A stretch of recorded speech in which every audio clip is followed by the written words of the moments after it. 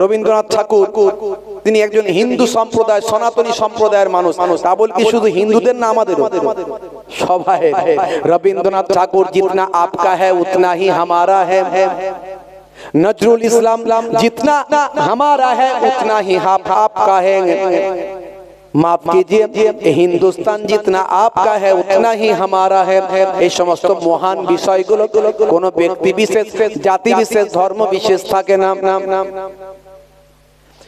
হে তরুণ যুবকেরা হে আমার বন্ধুরা শুনে রেখে দিন বাবা জেনে রেখে দেন হে মুসলমান কিন্তু কিছু আত্মকেন্দ্রিক মানুষ আছে তারা সব নিজের করে ভাগ করে নেয় আছে না নাই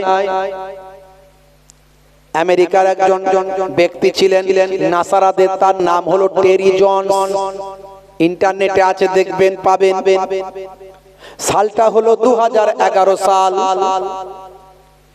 হে তরুণ যুবকেরা 2011 সালে মিস্টার টেরি জনস আত্মকেন্দ্রিকতার বশবর্তী হয়ে ইসলামের বিরুদ্ধাচরণ করে কোরআন মাজিদের শত্রুতা করে কোরআনের ব্যাপকতাকে না বুঝে কোরআন সম্পর্কে সঠিক ধারণা না পেরে না বুঝতে পেরে কোরআন সম্পর্কে গবেষণা পড়াশোনা না করে কোরআনের কয়েকটা লাইন কয়েকটা বাক্য পড়ে কোরআন সম্পর্কে ভুল ধারণা তৈরি করে ভাই আমার বলেছিল কোরআন মাজিদ আমি ঈদের দিনে পুড়িয়ে দেব ঈদের দিনে কোরআন মাজিদ আমি পুড়িয়ে ফেলবো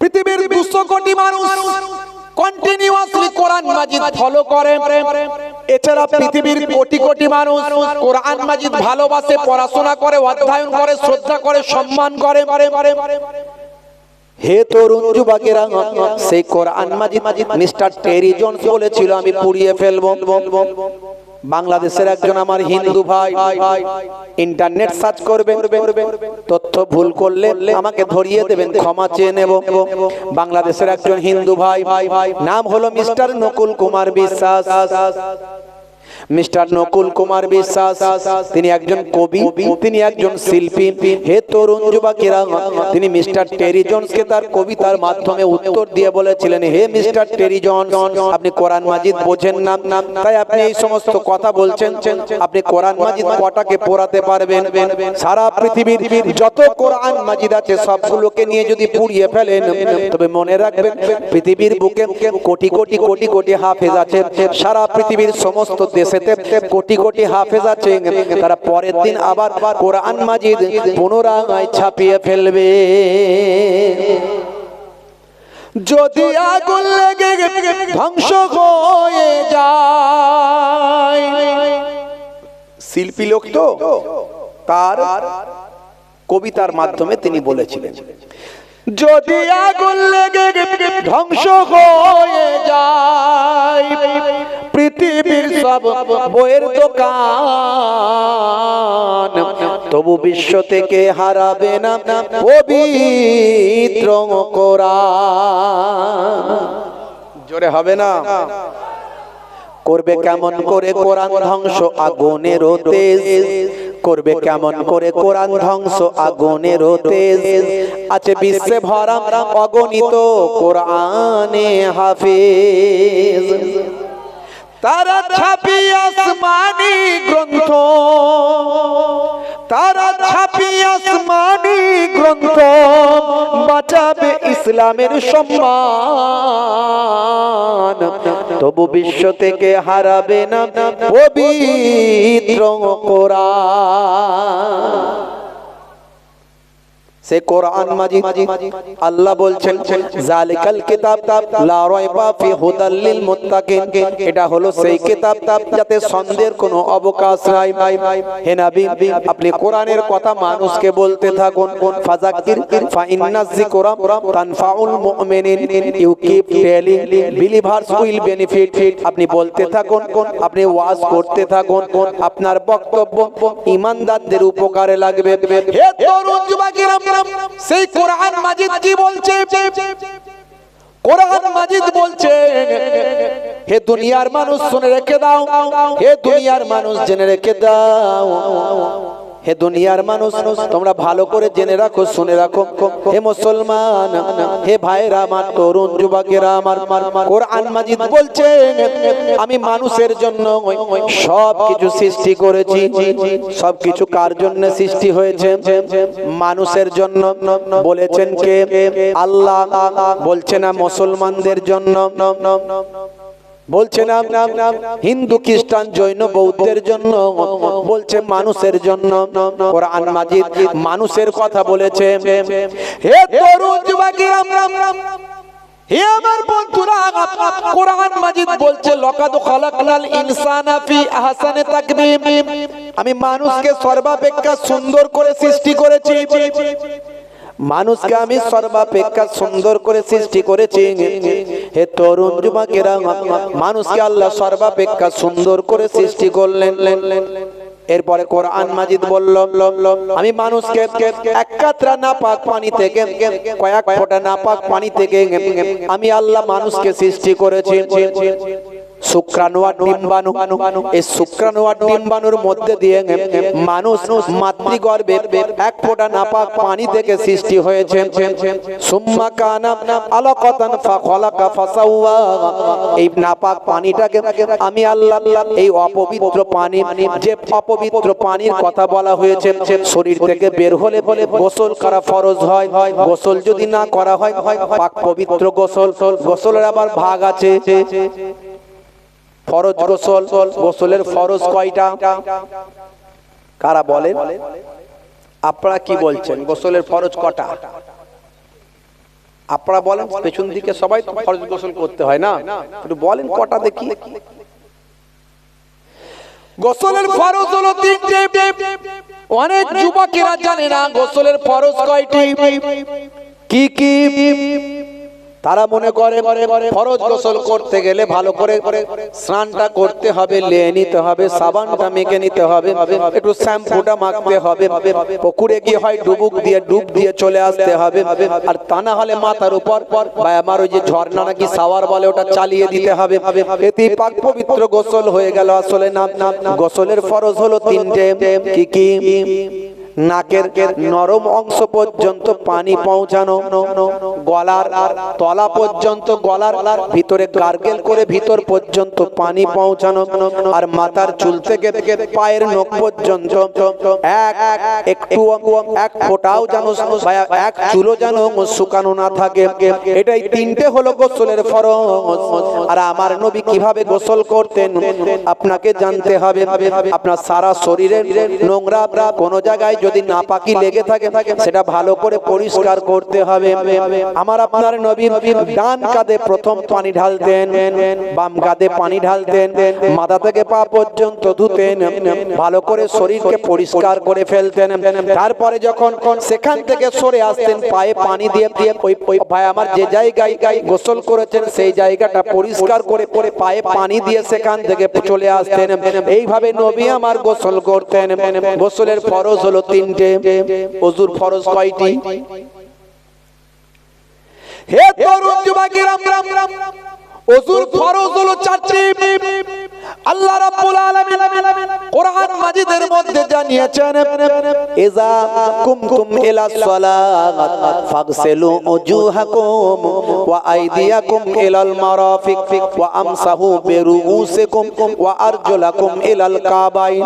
আল্লাহ কোরআন মাজিদে বলেছেন গোসলের ফরজ, ওযুর ফরজ হলো চারটি।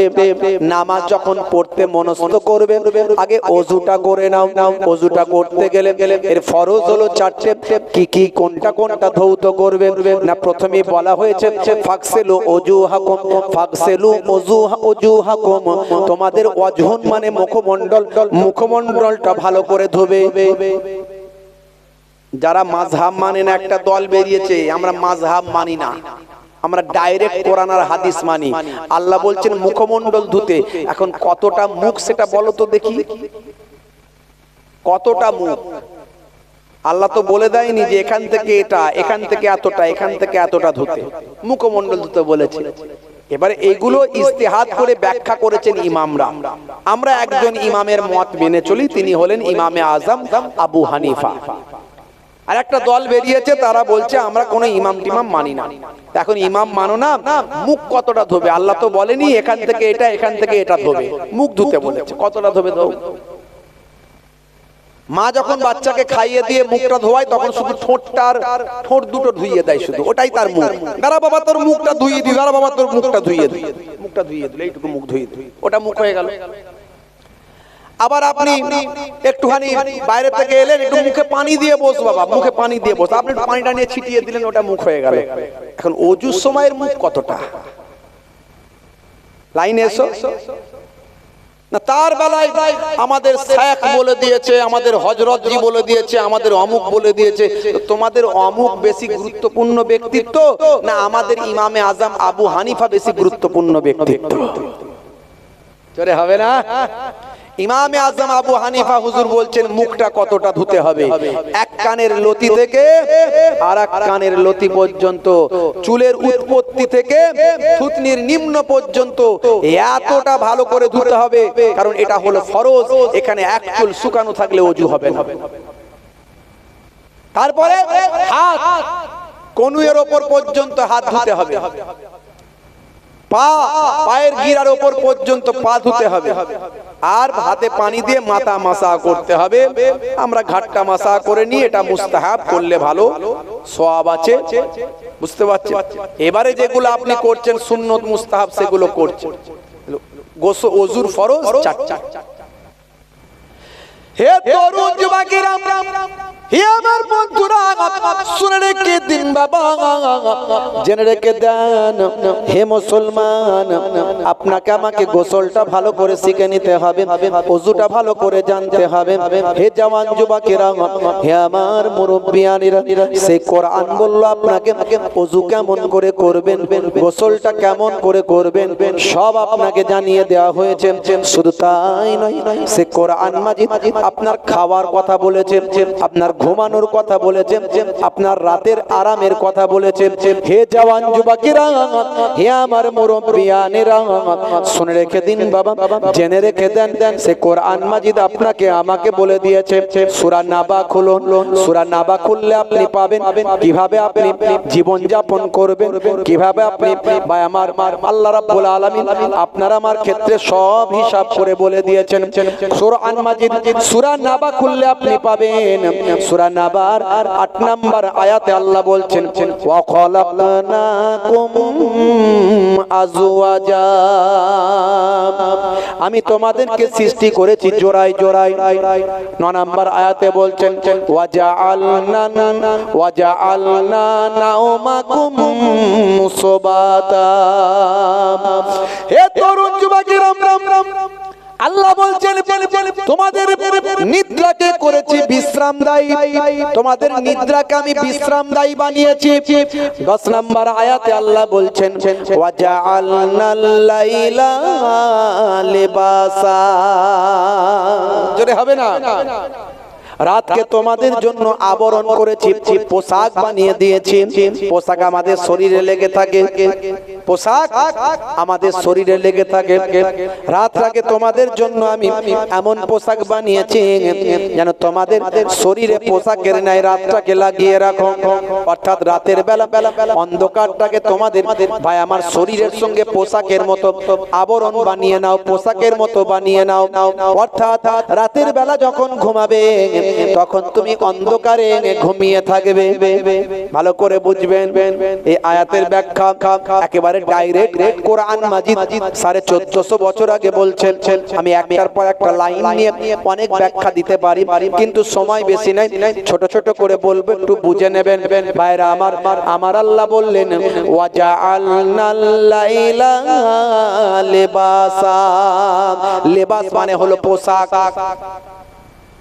হে তরুণ যুবকেরা, হে আমার বন্ধুরা, আজ থেকে ১৫০০ বছর আগে কোন ভাই আমার গবেষণা কেন্দ্র ছিল না, কোন রকম নাসা ছিল না, কোন রকম ইসরো ছিল না, কোন রকম প্যাথোলজি ছিল না, কোন রকম ভাই আমার আল্ট্রাসাউন্ড ছিল না, কোন ইকো মাইক্রো ভাই আমার কোন রকম ইসিজি, কোন রকম ভাই আমার যে সমস্ত যন্ত্রপাতি, এই সমস্ত আবিষ্কার ১৪৫০ বছর আগে হয়নি বাবা। সেই সময় আল্লাহ বললেন, রাতকে তোমাদের জন্য পোশাক বানিয়েছি, রাতটাকে তোমাদের পোশাকের মতো ব্যবহার করো। তার মানে পোশাক যেমন শরীরে লাগানো থাকে, রাতের অন্ধকারটাকে শরীরের সঙ্গে লাগিয়ে নাও। তার মানে রাতের বেলা তুমি অন্ধকারে এর ভিতর রাতটা কাটাও। আর কোরআন মাজিদ এ কথা বললো, হাদিস পাক একেবারে ডাইরেক্ট বলে দিল। আপনার আমার নবী সোনার জবানে আরো ব্যাখ্যা করে দিলেন। ভাই আমার হাদিস নাম্বার বুখারী শরীফ 5624 নাম্বার হাদিস। হে তরুণ যুবকেরা, موسى بن إسماعيل حدثنا حمام عن عطاء عن جابر أن رسول الله صلى الله عليه وسلم قال أطفئوا المصابيح إذا رقدتم। জোরে হবে না? আল্লাহর নবী বলেন, যখন তোমরা ঘুমাতে যাবে, নবী বলেন যখন তোমরা ঘুমাতে যাবে তখন বাতিটা আলোটা বন্ধ করে দাও। হে তরুণ যুবকেরা, আজ থেকে ১৫০০ বছর আগে দয়ার নবী বললেন, ঘুমের সময় লাইট বন্ধ করো, বাতি বন্ধ করো, আলো নিভিয়ে দাও, বন্ধ করে দাও। ১৫০০ বছর পর সায়েন্স গবেষণা করলো, ভাই আমার দোস্ত আমার স্বাস্থ্য বিশেষজ্ঞরা গবেষণা করছেন। ভাই আমার গবেষণা করে দেখা যায় মাথা থেকে 5 ধরনের হরমোন নিঃসৃত হয়। মাথা থেকে 5 ধরনের হরমোন নিঃসৃত হয়। তার মধ্যে ঘুমের সময়, গভীর ঘুমে যখন মানুষ আচ্ছন্ন থাকে, তখন মাথার পেছন সাইড দিয়ে একটা গুরুত্বপূর্ণ হরমোন নিঃসৃত হয়। আর এই হরমোনটা নিঃসৃত হওয়ার জন্য আলোটা অন্ধকার করা চাই, ঘরটা অন্ধকার করা চাই, লাইটটা বন্ধ করা চাই। গভীর ঘুমের মধ্যে যখন আচ্ছন্ন থাকে, অন্তত ঘুমের 2 ঘন্টা পর লাইট যদি বন্ধ থাকে, আলো যদি বন্ধ থাকে, চোখ ব্রেনকে ইন্ডিকেট করে, সাইলেন্ট দেয়, ভাই আমার সাউন্ড দেয়, আওয়াজ দেয়, বুঝিয়ে দেয় যে আলো বন্ধ আছে। এমন সময় মাথার পেছন সাইড থেকে এক ধরনের হরমোন নিঃসৃত হয়, যে হরমোনটার নাম হলো মেলাটোনিন। এই মেলাটোনিন হরমোনটা নিঃসৃত হয়ে আপনার আমার ব্লাডের সঙ্গে, রক্তের সঙ্গে মিশে যায়। আর এই হরমোনটা বের হয়ে আপনার আমার শরীরকে ক্যান্সার থেকে প্রতিরোধ করে। জোরে হবে না? জোরে হবে না? ক্যান্সারের মতো ভয়ঙ্কর রোগ থেকে শরীরকে প্রতিরোধ করে মেলাটোনিন হরমোন। আমি বলছি না, মেডিকেল সায়েন্স বলছে। যত সায়েন্সের ডেভেলপ হবে, যত বিজ্ঞানের গবেষণা বাড়বে, তত কোরআন মাজিদকে বুঝে নেওয়া আরো সহজ হবে। আমি এর আগে অনেক উদাহরণ দিয়েছি, তবে বিজ্ঞানের গবেষণা পরিবর্তনশীল। বিজ্ঞানের গবেষণা পরিবর্তনশীল। আজকে যে বিজ্ঞানী গবেষণা করছেন, আগামী দিন কোন বেটার বিজ্ঞানী আসবেন, এসে বলবেন আগের থিওরিটা ভুল ছিল। এরকম এর আগে অনেক ঘটেছে। কথা ঠিক না ভুল? এখনো মাঝে মাঝে দেখবেন ভাই আমার অনেক গবেষণায় গন্ডগোল হয়ে যায়। আবহাওয়া দপ্তর তো মনে হয় সম্ভবত বলেছিল এই দিন 3 কি চলবে, নিম্নচাপ চলবে, তাই তো নাকি? এরকমই খবর আছে তো নাকি? প্রথম একদিন নিম্নচাপ হলো বটে, অল্প স্বল্প হলো, তারপরের দিন থেকে রৌদ্র। সবই আল্লাহর ইচ্ছা। তারা তাদের যন্ত্রপাতি দিয়ে দেখে বলেন, যতটুকু দেখতে পান তারা ঠিকই বলেন, কিন্তু আমার আল্লাহ কখন কোন দিকে কি করে দেবেন কেউ জানে না। হে তরুণ যুবকেরা, হে আমার বন্ধুরা, শুনে রেখে দিন বাবা, জেনে রেখে দেন। অনেক উদাহরণ আমি দিয়েছি, এর আগে অনেক কথা আমি আপনাদের মাঝখানে বলেছি বাবা। হে মুসলমান, একটুখানি শুনে রেখে দেন। দয়ার নবী যা বললেন আজকের যুগে সব বিজ্ঞান আর বাস্তবতায় প্রমাণিত হয়। 1450 বছর আগে আল্লাহর কোরআন যা বলেছে আজকের যুগে বিজ্ঞান আর বাস্তবতায় প্রমাণিত হয়। 1450 বছর আগে দয়ার নবী বললেন, হে দুনিয়ার মানুষ শুনে রেখে দাও, তোমরা যখন পেচ্ছাপ করবে অবশ্যই বসে পেচ্ছাপ করো আর পেচ্ছাপ করে পবিত্র হও। আজকের স্বাস্থ্য বিশেষজ্ঞরা বলছেন পেচ্ছাপের মধ্যে জীবাণু থাকতে পারে, তাই পেচ্ছাপের ওই জীবাণুটা যদি শরীরে লাগে স্বাস্থ্যের জন্য ক্ষতি হতে পারে। পোশাকে লাগলে সেখান থেকে ভাইরাস তৈরি হতে পারে, শরীরের জন্য ক্ষতি হতে পারে। নবী বলেছেন পেচ্ছাপ করে ধৌত হতে, এটা সত্য কথা বলেছেন, ঠিক বলেছেন। শুধু তাই নয়, বসে পেচ্ছাপ করার এই কথাকে আজকের বিজ্ঞানীরা স্বীকৃতি দিচ্ছেন। তারা বলছেন বসে পেচ্ছাপ করলে আমাদের শরীরে যে ভাই আমার একটা ইউরিনাল ড্রাম আছে, এই ড্রামে প্রেসার পড়ে, এই ড্রামে প্রেসার পড়ার কারণে স্মুথলি ইউরিনটা ক্লিয়ার হয়ে যায়। আর দাঁড়িয়ে দাঁড়িয়ে করলে হতে পারে মেবি কয়েক ফোঁটা ইউরিন ড্রামে রয়ে যায়, মেবি হতে পারে। মুসলমানের ছেলে এখন শাহরুখ খানের ভক্ত আছে না নাই? সলেমান খানের ভক্ত আছে না নাই? জিন্সের প্যান্ট, স্কিন টাইট গেঞ্জি। আচ্ছা, জিন্সের প্যান্ট যারা পরে তারা কি দাঁড়িয়ে দাঁড়িয়ে বসে বসে পেচ্ছাপ করতে পারবে না? যেখানে ট্যাঙ্ক ভর্তি হবে সেখানেই কল চালিয়ে দেবে, কথা ঠিক না? যেখানেই ট্যাঙ্ক ভর্তি হবে সেখানেই কল চালিয়ে দেবে। ও বসতে গেলে তো বিপদ আছে, পারবে না বসতে। হ্যাঁ, শাহরুখ খানের ভক্ত, সালমান খানের ভক্ত। আজকালকার পোলা দেখো সঠিক পথে চলে না, পিতামাতা গুরুজনের কথা তারা শোনে না। চুলগুলো ছোট ছোট, প্যান্ট শার্ট আটো সাটো, সুজোড়া পায়ে দিয়ে, পেছনে ব্যাগ নিয়ে, লাল লাল জুতো পায়ে, চোখে কালো চশমা, দুই চোখ মেলে খোঁজে বেদের মেয়ে জোসনা, গায়ে হাতে ট্যাটু আঁকা, হেঁটে চলে আঁকা বাঁকা। কাছে গেলে দেখা যায় সুস্থ ছেলে না, কাছে গেলে দেখা যায় সুস্থ ছেলে না, তিরঙ্গার দুর্গন্ধে টেকা যায় না, তিরঙ্গার দুর্গন্ধে টেকা যায় না। আজকালকার পোলা দেখো সঠিক পথে চলে না, পিতামাতা গুরুজনের কথা তারা শোনে না। বাপের ওজন হয়েছে 65 কেজি, ছেলের ওজন হয়েছে 75। বুড়ো বাপকে আর ভালো লাগছে না। বুড়ি মায়ের ওজন হয়েছে 45, ছেলের ওজন হয়েছে 65। বুড়ি মাকে আর ভালো লাগছে না। আল্লাহ বললেন, হে দুনিয়ার মানুষ শুনে রেখে দাও, ওয়া ওয়াসাইনাল ইনসানা বিওয়ালিদাইহি ইহসানা।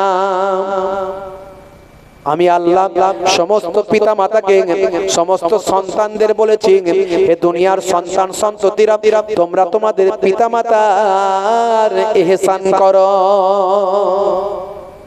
পিতা মাতার দেখভাল করো। এখন কিছু ছেলে পুলে আছে বুড়ো বাপ বুড়ি মাকে ভালো লাগে না, আছে না নাই? साले को मिले गोश्त रोटी बाप को ना मिले सुखा साला যখন আসে বৌমা তখন হাসে ভাই এসেছে ভাই কেলিয়া কুপ্তা বিরওয়ানি টিকিয়া ভাই আমার hybrid rasgulla twin one rasgulla মিঠা দই টক দই আর স্প্রাইটের বোতলটা এনে ভাইকে গুজে গুজে খাওয়ায় সে আপনার শালা বাবুকে খাওয়ানিতে আমার কোনো অসুবিধা নাই কিন্তু পাশে বুড়ো শ্বশুর শাশুড়ি বসে আছে একটা করে দুটো টুইন ওয়ান রসগোল্লা কেন যাবে না কথা ঠিক না বুবু জোরে বলে হে তরুণ যুবকেরা আল্লাহর নবী বলছেন যে ছেলেটি যে মেয়েটি তার পিতামাতার চেহারার দিকে একবার শ্রদ্ধার দৃষ্টিতে তাকাবে এটা আমার আব্বা জানের চেহারা, আব্বা জান, এটা আমার আম্মা জান। এরকম শ্রদ্ধা ভরে পিতামাতার চেহারার দিকে যদি একবার তাকাই, দয়ার নবী বলেন ফিকুল্লে নাজারাতিন, প্রত্যেকটা দৃষ্টির বিনিময়ে আমার আল্লাহ তাআলা একটা করা কবুল করা, একটা কবুল করা নফল হজের সওয়াব ওই ছেলে মেয়ের নামাজ আমলে লিখে দেবে। জোরে হবে না? আমার নবী জানিয়েছেন হুমা জান্নাতুকা ওয়া নারুকা, তোমাদের বাম্মাই জান্নাত, তোমাদের বাম্মাই জাহান্নাম। দেখুন ইসলামের সৌন্দর্য, ইসলামের ব্রডনেস, ইসলামের মাধুর্য। ইসলাম, ISLAM, Islam, I for I, S for should, L for love, A for all, M for mankind, I should love all mankind, অর্থাৎ আমার উচিত সারা বিশ্বের মানুষকে ভালোবাসা। সারা বিশ্বের মানুষকে ভালোবাসার নাম হলো ইসলাম। अंधे को रास्ता दिखाने का नाम है इस्लाम, भूखे को खाना खिलाने का नाम है इस्लाम, प्यासे को पानी पिलाने का नाम है इस्लाम, अमानत का नाम है इस्लाम, इबादत का नाम है इस्लाम, और मोहब्बत का नाम है इस्लाम। जोरे हवे ना, আমরা ইসলাম বুঝি না। মুসলিম তুমি নামে হলে আজ কামে হলে না ভাই, মুসলিম দেখো অপরাধে লিপ্ত কেন হয়, মুসলিম তুমি কোরআন হাদিস পড়তে জানো না, মুসলিম তুমি মসজিদেতে নামাজে এলে না, মুসলিম তুমি নামে হলে আজ মুসলিম তুমি নামে মুসলিম এলে ন্যায়ের পথে সমাজ বদলাবে রে, সমাজ বদলাবে। মুসলিম তুমি নামে হলে আজ কামে হলে না ভাই, মুসলিম দেখো অপরাধে লিপ্ত কেন হয়, বমে বারুদে নেশার থালায় হবে না কারো সাথী, বমে বারুদে নেশার থালায় হবে না কারো সাথী, সালাউদ্দিন আর তাগুলের তুমি যে উত্তরসূরি, ব্যঙ্গ কার্টুনে ব্যঙ্গ সিনেমায় নবীর সম্মান কমে না, ব্যঙ্গ কার্টুনে ব্যঙ্গ সিনেমায় নবীর সম্মান কমে না, গুগল সার্চে সেরা মনীষী খুঁজে দেখো না। জোরে হবে না? আর জোরে হবে না? গুগল তো আমার আপনার বাপ দাদুর তৈরি করা জিনিস নয়, ও পাশ্চাত্যের বিদেশিদের তৈরি করা, কোন মুসলমানের তৈরি করা নয়। সে গুগলে গিয়ে আপনি লিখুন who is the greatest person in the world, Google আপনাকে অ্যানসার দেবে greatest person in the world of prophet মুহাম্মদুর রাসূলুল্লাহ সাল্লাল্লাহু আলাইহি ওয়াসাল্লাম। এনসাইক্লোপিডিয়া বিশ্বকোষ, সেই বিশ্বকোষের রাইটার বলছেন মুহাম্মদ সাল্লাল্লাহু আলাইহি ওয়াসাল্লাম has been the most practical and most successful of all prophets. জোরে বলুন সুবহানাল্লাহ। ভাইরা আমার, মাইকেল হার্ট, এর আগে আমি বলেছি, তিনি একটা গ্রন্থ রচনা করেছেন পৃথিবীর সেরা সেরা মনীষীদের নিয়ে, প্রথম সারির ব্যক্তিত্বদের নিয়ে একটা দা 100 জন মনীষীদের বায়োগ্রাফিক্যাল অ্যাকাউন্ট, তিনি তাদের বায়োডাটা, তাদের শর্ট লাইফ হিস্ট্রি তুলে ধরেছেন। সেখানে 100 জন মনীষীদের নাম তিনি লিপিবদ্ধ করেছেন। এক নম্বরে চিন্তা করলেন কার নাম দেব, তিনি ভাবলেন, ভাবতে ভাবতে পেয়ে গেলেন 1450 বছর আগে যে ব্যক্তি পৃথিবীর মাটিতে এসেছিলেন, যা বলে গেছেন আজও সেটা প্রাসঙ্গিক, সেই মহান ব্যক্তি হলেন হিজ প্রফেট মুহাম্মদুর রাসূলুল্লাহ। এক নম্বরে সেই নবী পাকের নামটাই লিপিবদ্ধ করে দিলেন, মাইকেল হার্ট। আপনি খুলে দেখুন, ইন্টারনেট সার্চ করুন, পেয়ে যাবেন ইনশাআল্লাহ। ভাইরা আমার, সেই নবীর শিষ্য আমরা আজকে বেনামাজি, বেরোজাদার, মদখোর, তারিখোর, গাঁজাখোর, সুদখোর, জিনাখোর, ব্যভিচারখোর, সেই নবীর শিষ্য আমরা কি করে হতে পারি? নবীর দরবারে দাঁড়াতে পারবো? নবীর দরবারে দাঁড়াতে পারবো? পারবো না। হে তরুণ যুবকেরা, মুসলমানের ছেলে নেশা করে 1450 বছর আগে আল্লাহর নবী বলছেন কুল্লু মুসকিরিন হারাম, প্রত্যেক নেশা হলো হারাম। হে তরুণ যুবকেরা, হে আমার মুরব্বিয়ানেরা, হে আমার বন্ধুরা, শুনে রেখে দেন, প্রত্যেক ব্যক্তির জন্য দয়ার নবী বলছেন প্রত্যেক নেশা হলো হারাম। ভাইরা আমার, আর মদ খাওয়া তো আল্লাহ ডাইরেক্ট কোরআন মাজিদে হারাম বলে ঘোষণা করলেন, ইন্নামাল খামরু ওয়াল মাইসিরু ওয়াল আনসাবু ওয়াল আজলামু রিজসুম মিন আমালিশ শাইতান। হে তরুণ যুবকেরা, অথচ কিছু মানুষকে মদ খেতে দেখা যায়, আছে না নাই? মিলাদুন নবীতে যায়, ঈদের দিনে ফাঁস কাতারে দাঁড়ায়, মা বলেছে 1 মাস রোজা রেখেছি ভাই, মুহিবুল্লাহ হুসাইনি আসবে, চাঁদাটা একটু বেশি করে দেয়। হে তরুণ যুবকেরা, মায়ের পায়ে সালাম করে হুজুরের সঙ্গে মুসাফা করে সেমই লাচ্চা খেয়ে রাত্রে 9টা বাজলে চিনু আর পিনু টিনু মিনু এক কাছে হয়ে ভাই আমার পালসার আর ক্যালিবার গাড়ি নিয়ে বলে সবাই একটু পিঠটা বড় গোলায়, আজ একটু লাল পানি চালাই। এই বলে নগরুখরা মার্কেটে গিয়ে শপের সামনে হাতটা গলায় গলিয়ে দিয়ে বলে কাকা একটা লাল পানির বোতল চাই, আছে না নাই? চানাচুর ভাজা দিয়ে, মুরগির কষা দিয়ে, রেল লাইনের ধারে, পুকুরের পারে, নদীর ধারে যখন খায় তখন আবার বলে জানিস না হুজুররা বলে কিছু খেলে বিসমিল্লাহ বলতে হয়। খাচ্ছে মদ, বলছে বিসমিল্লাহ বলে খা। হে তরুণ যুবকেরা, হে আমার বন্ধুরা, শুনে রেখে দিন বাবা, সেই কোরআন মাজিদ যা বলেছেন, নবীর হাদিস যা বলেছেন, আজকের যুগে বিজ্ঞান আর বাস্তবতায় পরিণত হয়।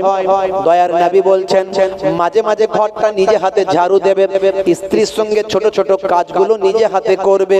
ইয়াকুনু ফি মাহানাতি আহলিহি ওয়া ইয়াকুমুল বাইতা ওয়া ইয়াহলিবুনা সাতা ওয়া ইয়াকিতা সাওবাহু ওয়া ইয়াকসিফা নালাহু ওয়া ইয়াহমিলু বিজাতিন মিনাস সুক। আল্লাহর নবী মাঝে মাঝে নিজে হাতে ঘরটা ঝাড়ু দিতেন, মাঝে মাঝে স্ত্রীর সঙ্গে ছোট ছোট কাজগুলোতে সহযোগিতা করতেন। মাঝে মাঝে দয়ার নবী আমার ছেঁড়া জামাগুলো পরিষ্কার পরিচ্ছন্ন করে সেগুলো ভাই আমার ছেঁড়া জামা ভাই আমার একটু ফেটে গেছে, একটু ছিঁড়ে গেছে, সেটাকে রিজেক্ট না করে সেটাকে নিজে হাতে সেলাই করতেন।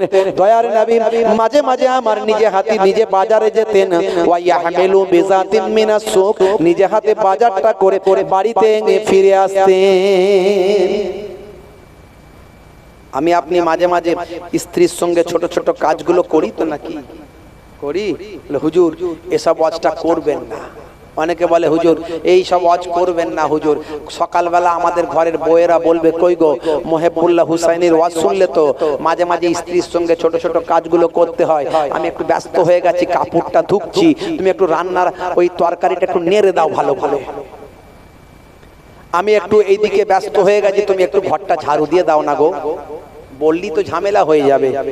এই যে হুজুর ভালোবাসো, হুজুরের ওয়াজ ভালোবাসো, হ্যাঁ এই তো ওয়াজ শুনেছো, কই ঘরটা ঝাড়ু দিতে অসুবিধা কি আছে? আচ্ছা ভাই বলেন তো, আপনি বলছেন মেয়েদের কাজ, তো কি হয়েছে? কি হয়েছে? মেয়েদের কাজ যদি একটু আমরা করি, তা আমার নবী করেছেন বলে করছেন, কাজটাও করা হবে, সুন্নতের সওয়াবও হবে। জোরে হবে না?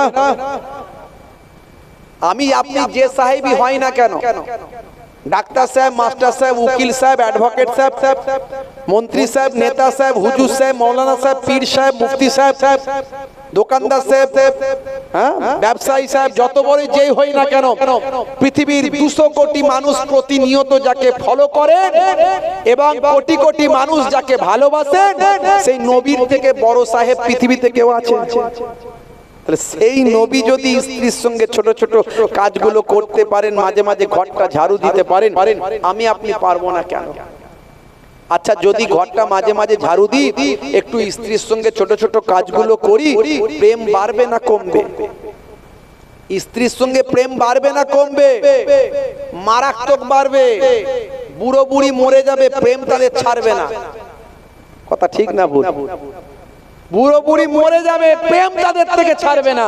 আর এখনকার ছেলেরা শাহরুখ খানের কাছ থেকে প্রেম শিখেছে, জিজ্ঞাসা করে দেখুন, মনে শান্তি নাই।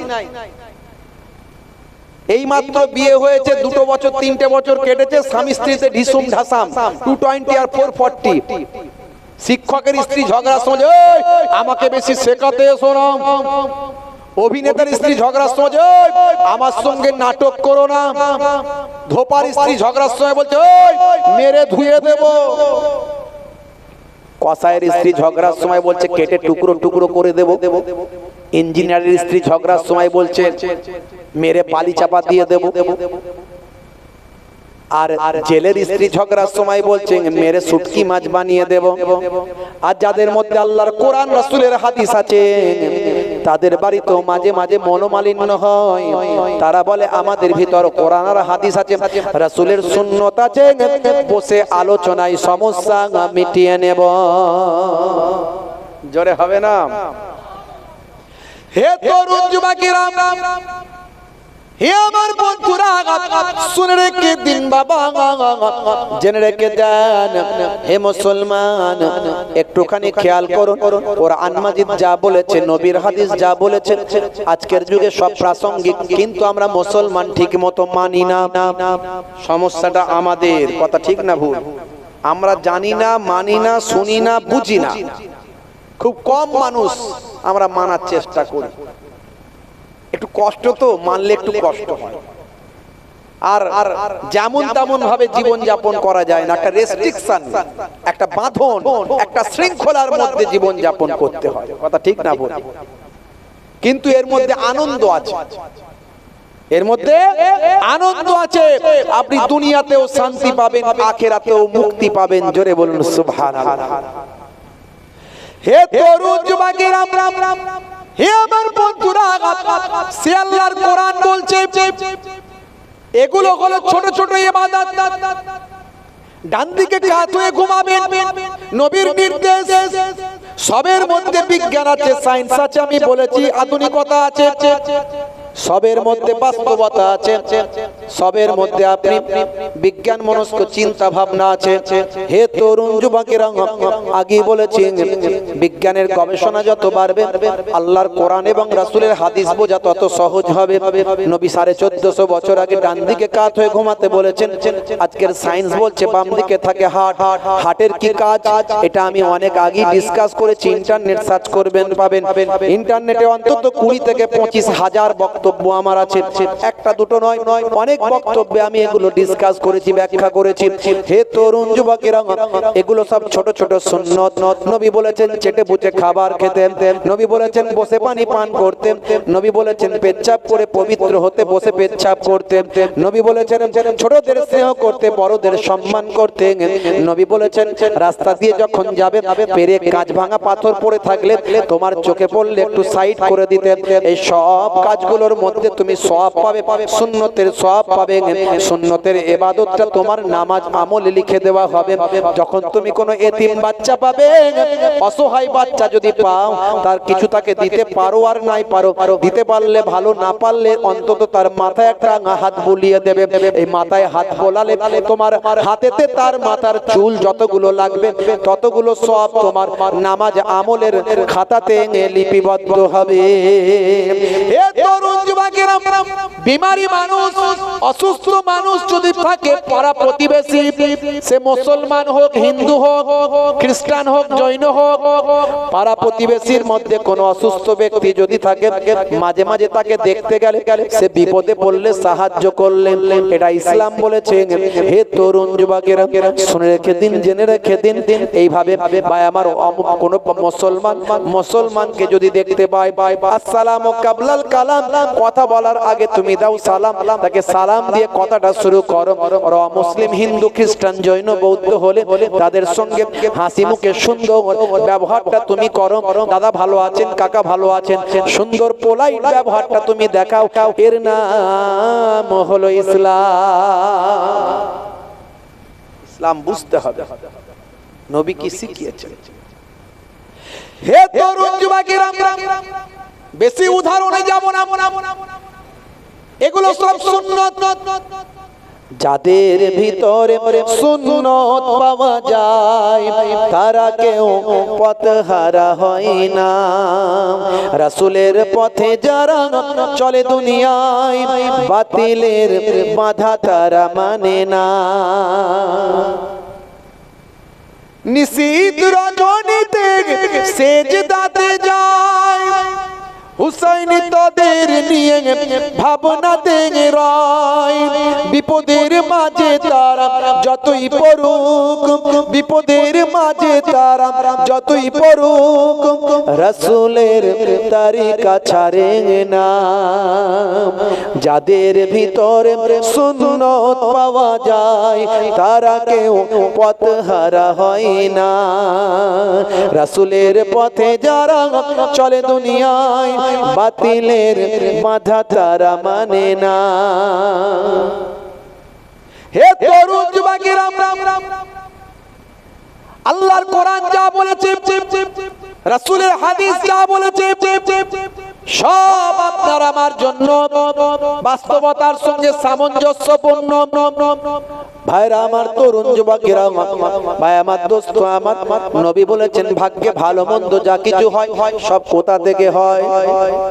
ওয়াল-কদরি খাইরিহি ওয়া শাররিহি মিনাল্লাহি তাআলা।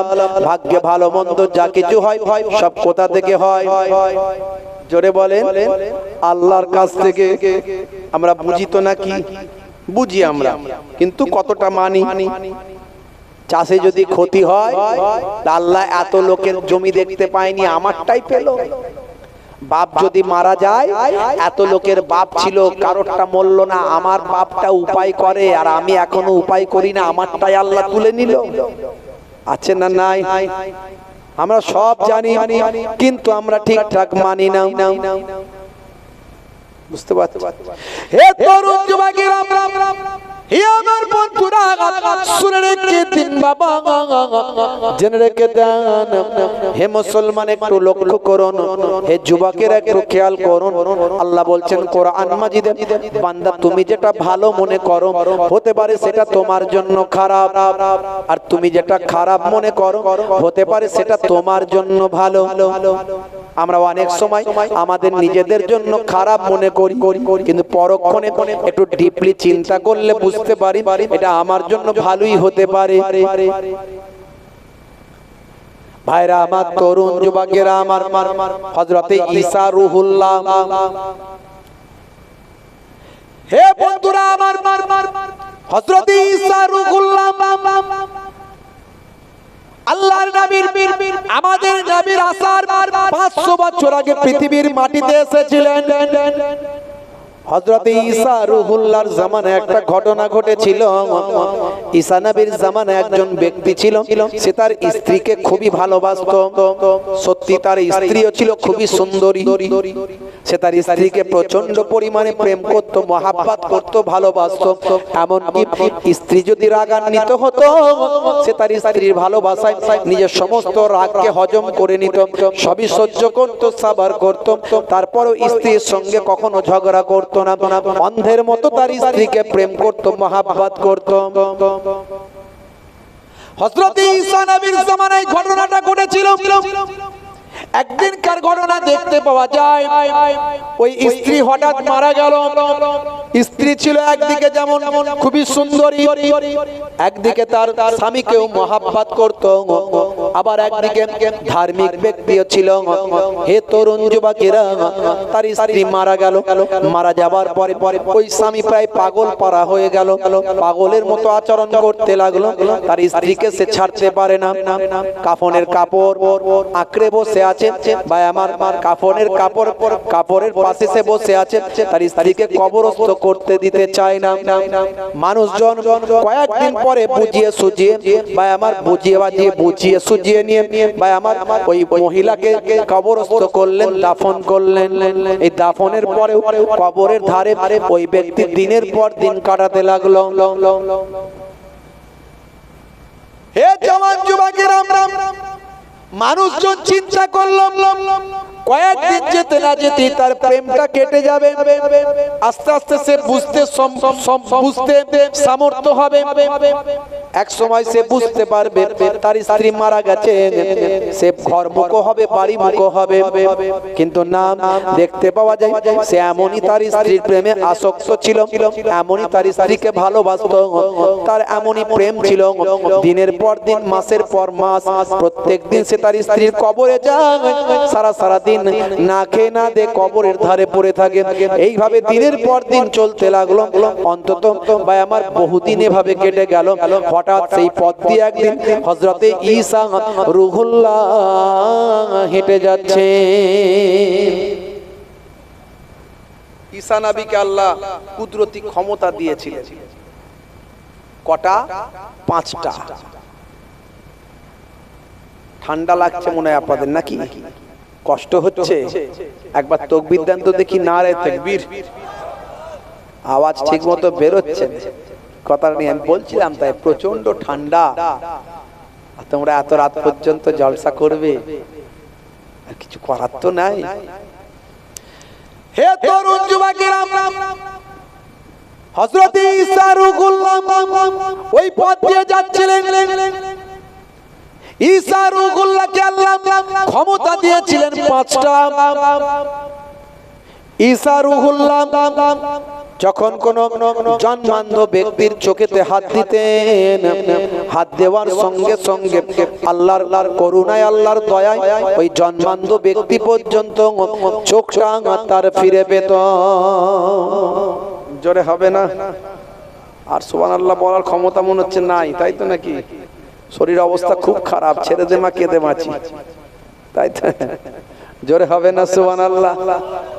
হে তরুণ যুবকেরা, হযরত ঈসা রূহুল্লাহ কোন কুষ্ঠরোগী মানুষের শরীরে যদি হাত দিতেন, আল্লাহর হুকুমে ঈসা নবীর হাতের ছোঁয়া পেয়ে তার সারা শরীরের কুষ্ঠরোগ আমার আল্লাহ ভালো করে দিতেন। ঈসা রূহুল্লাহ যদি কোন মাটির তৈরি কোন জীবজন্তু বানাতেন, আল্লাহর কুদরতি ক্ষমতায় তিনি যখন বলতেন এই জীবজন্তুর ভিতরে রূহটা চলে আয়, বলার সঙ্গে সঙ্গে বিশেষ করে পাখি তৈরি করতেন। এক ধরনের মাটি দিয়ে পাখি তৈরি করে তিনি তার ভিতরে রূহটা দিয়ে দিতে পারতেন। এর ফলে সেই মাটির তৈরি পাখি জিন্দা জীবিত হয়ে উড়ে চলে যেত। 4 নম্বর, হে তরুণ যুবকেরা, হযরত ঈসা রূহুল্লাহ অনায়াসি বলতে পারতেন কার বাড়িতে কি খাবার তৈরি হয়েছে।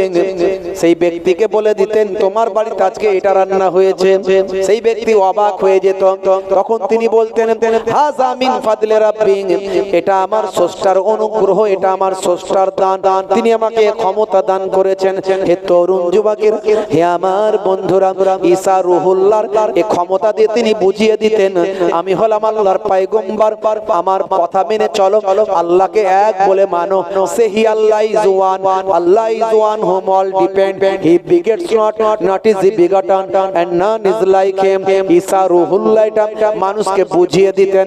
হে তরুণ যুবকেরা, 5 নাম্বার হলো ঈসা রূহুল্লাহ কোন মৃত, বহুদিনের মৃত হোক, অল্প দিনের মৃত হোক, কোন কবরের ধারে গিয়ে যদি একবার বলতেন কুম বিইজনিল্লাহ, বলার সঙ্গে সঙ্গে ওই মৃত মুর্দা জিন্দা জীবিত হয়ে কবর ভেদ করে উঠে দাঁড়িয়ে পড়ত।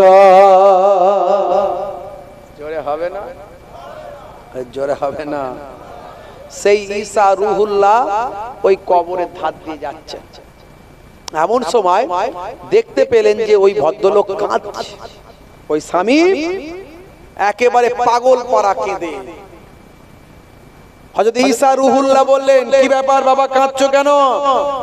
বলে হুজুর আর বলবেন না, আমার স্ত্রী মারা গেছে, আমার স্ত্রী মারা গেছে।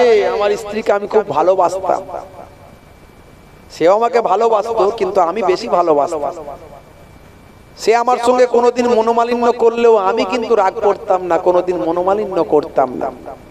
আমি অন্ধের মতো প্রেম করতাম। আমার স্ত্রীকে ছেড়ে আমি থাকতে পারছি না হুজুর, বহুদিন হয়ে গেল মারা গেছে, কিন্তু কবর ছেড়ে যেতে পারছি না। হে তরুণ যুবকেরা, হযরত ঈসা রূহুল্লাহ সব কিছু শুনে বোঝানোর চেষ্টা করলেন বাবা ছেলে, আল্লাহ যা করে তোমার ভালোর জন্য করে। তুমি মন খারাপ করো না, তুমি বাড়ি যাও, তুমি কেঁদো না। অনেক দিন ধরে তুমি কান্নাকাটি করেছো, আর তুমি কেঁদো না বাবা, বাড়ি যাও। আল্লাহ যেটা করে বান্দার জন্য ভালো করে। আচ্ছা বলুন তো দেখি, আপনি কাউকে টাকা দিয়েছেন, আপনি কাউকে টাকা দিয়েছেন, অনেক দিন হয়ে গেল, আপনি যদি টাকাটা ফেরত চান, এতে কি আপনার অন্যায় হবে? অন্যায় হবে? আর তার কি উচিত যে ফেরত না দিয়ে লুকিয়ে লুকিয়ে বেড়ানো, না দিয়ে দেওয়া? কোনটা? দিয়ে দেওয়া। আচ্ছা এই যে আমাদের ভিতরে আল্লাহর রূহ দিয়েছেন, আত্মা দিয়েছেন, আমাদেরকে পৃথিবীতে পাঠিয়েছেন আমার আল্লাহ, আমরা সব কার? চলে বলেন কার? আল্লাহর। আল্লাহ আমাদেরকে পাঠিয়েছেন। আল্লাহ যদি চেয়ে নেন, এটা কি আল্লাহ অন্যায় করছেন? অন্যায় করছেন। যাকে যখন চাইবে তখনই তাকে ফেরত দেওয়া উচিত কি উচিত নয়? যারে বলেন উচিত। এ তরুণ যুবকেরা, হযরতে ঈসা রূহুল্লাহ ওই ব্যক্তিকে বোঝালেন, বাবা ভাগ্যে যেটা আছে সেটাই হয়েছে, তাকদিরে যেটা আছে সেটাই হয়েছে, তাকদিরে ভালো মন্দ সব আল্লাহর কাছ থেকে নির্ণয় হয়। তুমি বাড়িতে যাও, নিশ্চয়ই এর মধ্যে কিছু আল্লাহর রাজ আছে বাবা। বাবা চলে যাও, বাড়িতে যাও। সেই লোক কাঁদতে শুরু করলো, হুজুর আমি যেতে পারবো না, আমার স্ত্রীকে ছাড়া আমি বাঁচবো না, আমার স্ত্রী যদি না বাঁচে আমি বাঁচতে পারবো না, আমি হয়তো এভাবেই মারা যাব। হযরত ঈসা রূহুল্লাহ বললেন, ঠিক আছে বাবা, তুমি যাবে না বুঝতে পারছি, হবে না যখন, তাহলে শোনো, আমি তোমার স্ত্রীকে বাঁচিয়ে দিচ্ছি, তোমার স্ত্রী আল্লাহর হুকুমে জিন্দা হয়ে যাবে। তুমি তোমার স্ত্রীকে পেলে কি খুশি হবে? বলে হ্যাঁ। তুমি তোমার স্ত্রীকে পেলে কি তার সঙ্গে সংসার করবে? বলে হ্যাঁ। তাহলে দাঁড়াও, অপেক্ষা করো। কবরের ধারে গিয়ে বললেন, এই কবরের মানুষ, কুম বিইজনিল্লাহ, উঠে জিন্দা হোকার, জিন্দা হোকার খাড়া হো যা। বলার সঙ্গে সঙ্গে একজন আফ্রিকান হাবশি, কালো চামড়া কালো চেহারার একজন গোলাম হাবশি মানুষ কবর ফেটে উঠে দাঁড়ালো এবং ঈসা রূহুল্লাহকে দেখতে পেয়ে বলল, লা ইলাহা ইল্লাল্লাহ ঈসা রূহুল্লাহ।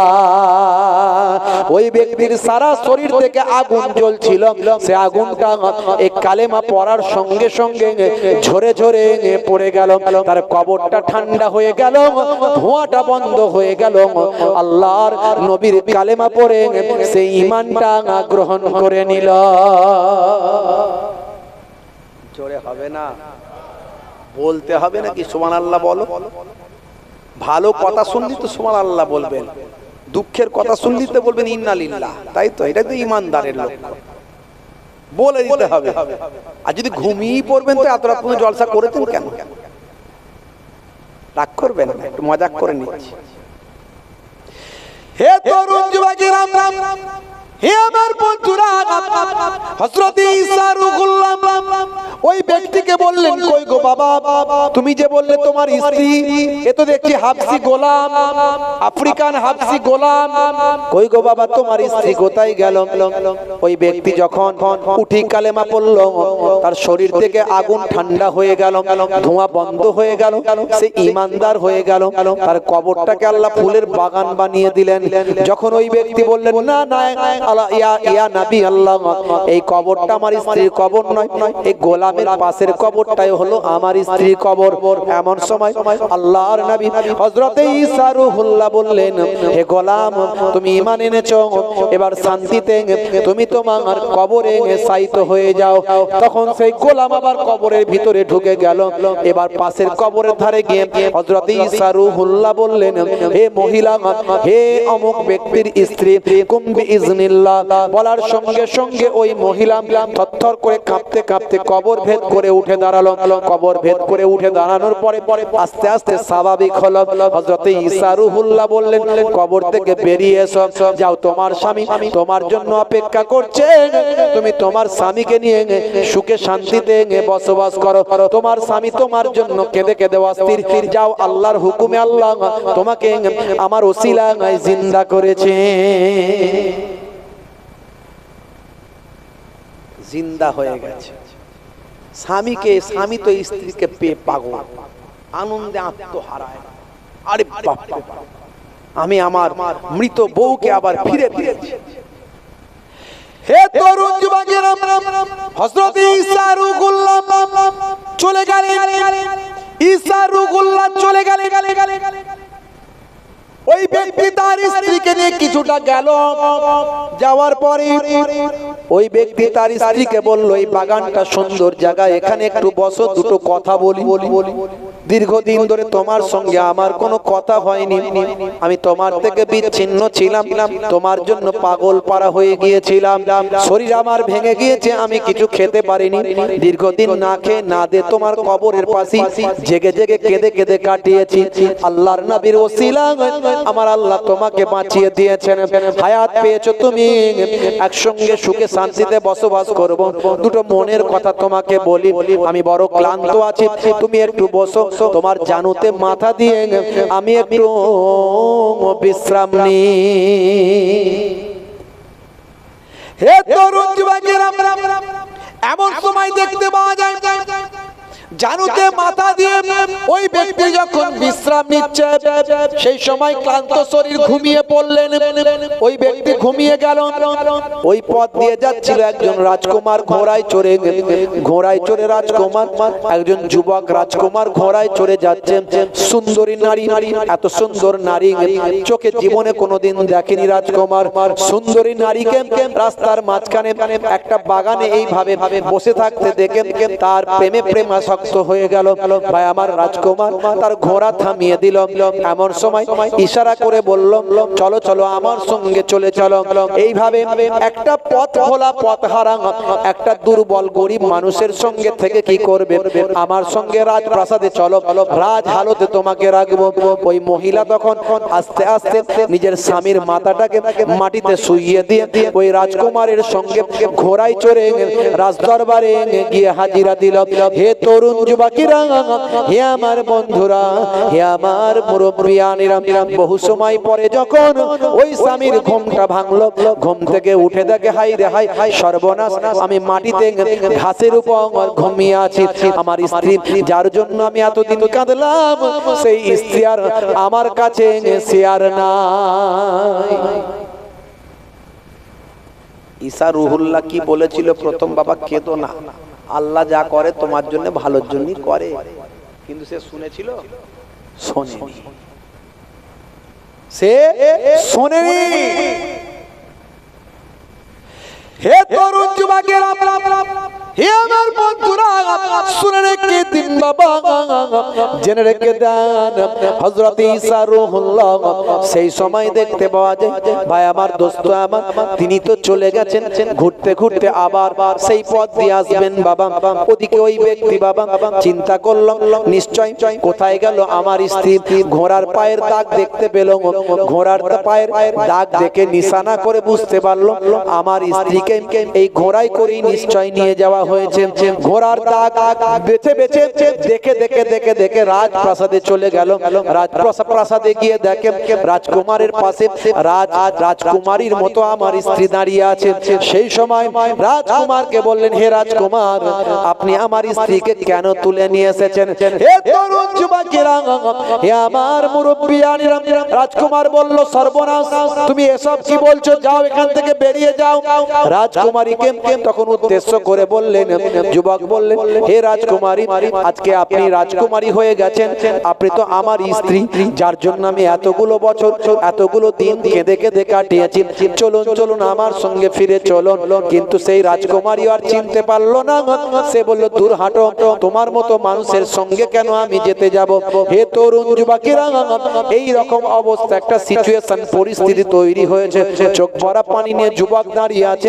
সেই পথ দিয়ে আবার ঘুরতে ঘুরতে হযরত ঈসা রূহুল্লাহ সেখানে এসে হাজিরা দিয়েছে।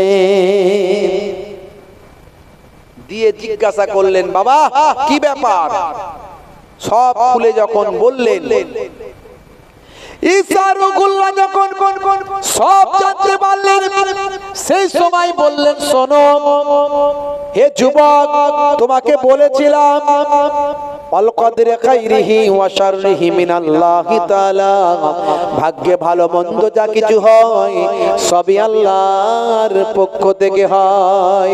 সেদিনে তোমাকে বলেছিলাম বাবা ছেলে স্ত্রীর জন্য কান্না করো না, যাও তুমি বাড়িতে চলে যাও। আল্লাহ লেনেওয়ালা, আল্লাহই তো দেনেওয়ালা। সমস্ত ক্ষমতার উপর আল্লাহ সর্বশক্তিমান।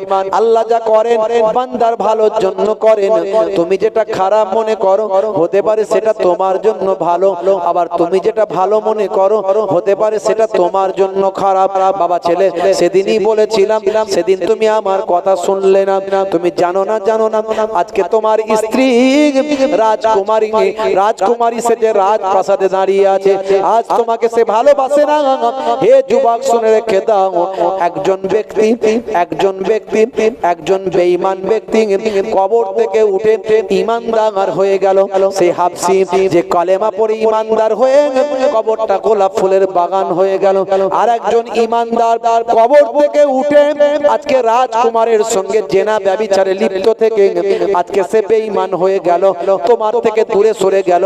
বাবা একজন কবর থেকে উঠে ঈমানদার হলো, আর একজন কবর থেকে উঠে বেঈমান হয়ে গেল। হে রাজকুমারী শুনে রেখে দাও, তুমি তো আমার দোয়াতেই বেঁচেছো। আমার জবান থেকে আমি দোয়া করেছিলাম, আল্লাহ তোমাকে বাঁচিয়েছেন। যাও তুমি আজকে জেনা ব্যভিচারে লিপ্ত হয়েছো, তুমি আজকে অবৈধ ক্রিয়াকর্মে লিপ্ত হয়েছো। তুমি আগের মতো যেমন মৃত ছিল তেমন মারা যাও। বলার সঙ্গে সঙ্গে রাজকুমারী সেখানে সে মারা গেল। এর নাম হযরতে ঈসা রুহুল্লাহ বললেন, হে যুবক শুনে রেখে দাও, এ দুনিয়া হলো পান্থশালা, এ দুনিয়া হলো প্রতীক্ষালয়। এখানে আল্লাহ যার জন্য যেটা ভালো মনে করেন, যেটা হয় ভাগ্যেতে ভালো মন্দ যা হয় সবই আল্লাহর পক্ষ থেকে হয়। জোরে হবে না? ওই মহিলা মারা গেল, মহিলা উঠলো ঈমানদার, মারা গেল বেঈমান হয়ে। আর ওই হাবশী গোলাম উঠলো বেঈমান হয়ে গেল ঈমানদার। জোরে বলুন সুবহানাল্লাহ। দুনিয়া হলো পান্থশালা, এ দুনিয়া হলো প্রতীক্ষালয়। আর দুনিয়া ও মাজরাআতুল আখিরাহ, দুনিয়া হলো পরকালের শস্য ক্ষেত্র। এখানে যেমন ভালো কাজ করবে তার পুরস্কার সেখানে পাবে। আমার আপনার আল্লাহ কোরআন মাজিদে জানিয়েছেন, বাল তুসিরুনাল হায়াতাদ দুনিয়া ওয়াল আখিরাতু খায়রুন ওয়া আবকা। এই দুনিয়া হলো তোমাদের জন্য ক্ষণস্থায়ী, আর পরকাল হলো তোমাদের জন্য চিরস্থায়ী। জোরে বলুন সুবহানাল্লাহ। হে তরুণ যুবকেরা, হে আমার বন্ধুরা, শুনে রেখে দিন বাবা, জেনে রেখে দেন। হে মুসলমান একটুখানি লক্ষ্য করুন বাবা। হে তরুণ যুবকেরা, এগুলো হলো ছোট ছোট সুন্নত, এগুলো হলো ঈমান, এগুলো হলো বিশ্বাস, আল্লাহর উপর বিশ্বাস, ভাগ্যে ভালো মন্দ যা কিছু হয় বিশ্বাস, ভাই আমার ভাগ্য কিয়ামতের দিন বিশ্বাস, ফেরেশতাদের বিশ্বাস, নবী পয়গম্বরদের বিশ্বাস, আসমানি কিতাব সমূহকে বিশ্বাস, এগুলো সব হলো ঈমান। আর ছোট ছোট ইবাদত, ছোট ছোট আমল, ছোট ছোট সুন্নত, এগুলো সব ইবাদত। আর বড় ইবাদত যেগুলো আছে তার মধ্যে সবচেয়ে বড় ইবাদত হলো নামাজ, রোজা, হজ, যাকাত। হে তরুণ যুবকেরা, হে আমার মুরব্বিয়ানেরা, এগুলো হলো বড় ইবাদত। এই বড় ইবাদত, ছোট সুন্নত, ঈমানকে যদি মজবুত করতে পারেন, আমার আল্লাহ কোরআন মাজিদের মধ্যে জানিয়ে দেন, ইন্নাল্লাযীনা আমানু ওয়া আমিলুস সালিহাত কানাত লাহুম জান্নাতুল ফিরদাউসে নুজুলা। ওই সমস্ত বান্দা বান্দীরা যারা ঈমানটা এনেছেন, সেই মতো আমলটা করেছেন, তাদের জন্য আমি আল্লাহ আমার দয়ার জান্নাত জান্নাতুল ফিরদাউস দান করে দিলাম। জোরে হবে না সুবহানাল্লাহ? ভাইরা আমার, তরুণ যুবকেরা আমার, আল্লাহর কোরআন যা বলেছে, নবীর হাদিস যা বলেছে, সবই আজকের যুগে বাস্তবতায়, আধুনিকতায়, প্রাসঙ্গিকতায় সবই প্রমাণিত হয়েছে। হে তরুণ যুবকেরা, হে আমার মুরব্বিয়ানেরা, যেমন আপনাদের মাঝখানে আমি যাকাতের বিষয়টা একটুখানি বলি। কষ্ট হচ্ছে আপনাদের, বলবো যাকাত আমাদের উপর ফরজ, দিতেই হবে। বাৎসরিক খরচ খরচা বাদ দিয়ে লাভ্যাংশ যেটা থাকবে সেটা 52.5 ভরি রূপা অথবা 7.5 ভরি সোনা বা দুটো মিলিয়ে একটা সমতুল্য বা অর্থে যদি সমান হয় তাহলে তার উপর শতকরা 2.5 টাকা জাকাত দেওয়া ফরজ। জাকাত কাকে দেবেন? নিকট আত্মীয়, কাছের মানুষ, পাড়ার মানুষ, পরিবারের আত্মীয় স্বজনের মধ্যে যারা গরিব তাদেরকে জাকাতটা এমন ভাবে দাও তারা যাতে নিজের পায়ে দাঁড়িয়ে আবার বড় লোক হতে পারে, জাকাত দেনেওয়ালা হয়ে যেতে পারে। এই হলো উদ্দেশ্য। আর আমরা জাকাত দিই, আমার জাকাত পড়েছে 1 লাখ, দিচ্ছে 10,000 টাকা, তা আবার 50টা লুঙ্গি কিনে নিয়ে এসেছে, নিয়ে এসে 3 দিন ধরে টোকন দিয়ে বিলি হচ্ছে লম্বা লাইন করে, লোককে দেখাচ্ছে কত বড় জাকাত দেনেওয়ালা। কথা ঠিক না? সবকিছুই আমরা গন্ডগোল করি।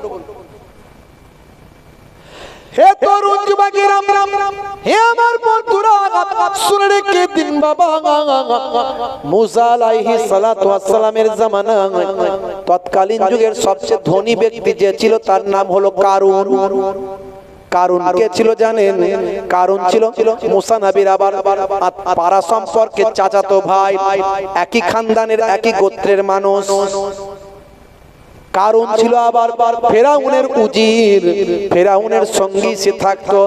আগেই বলেছি ফেরাউন মানে এটা হলো একটা উপাধি, এটা লাকাব, তার মানে হলো রাজা, বাদশা, সুলতান। যেমন মুসা নবীর জামানায় যে ফেরাউন ছিল তার উজির ছিল কারুন।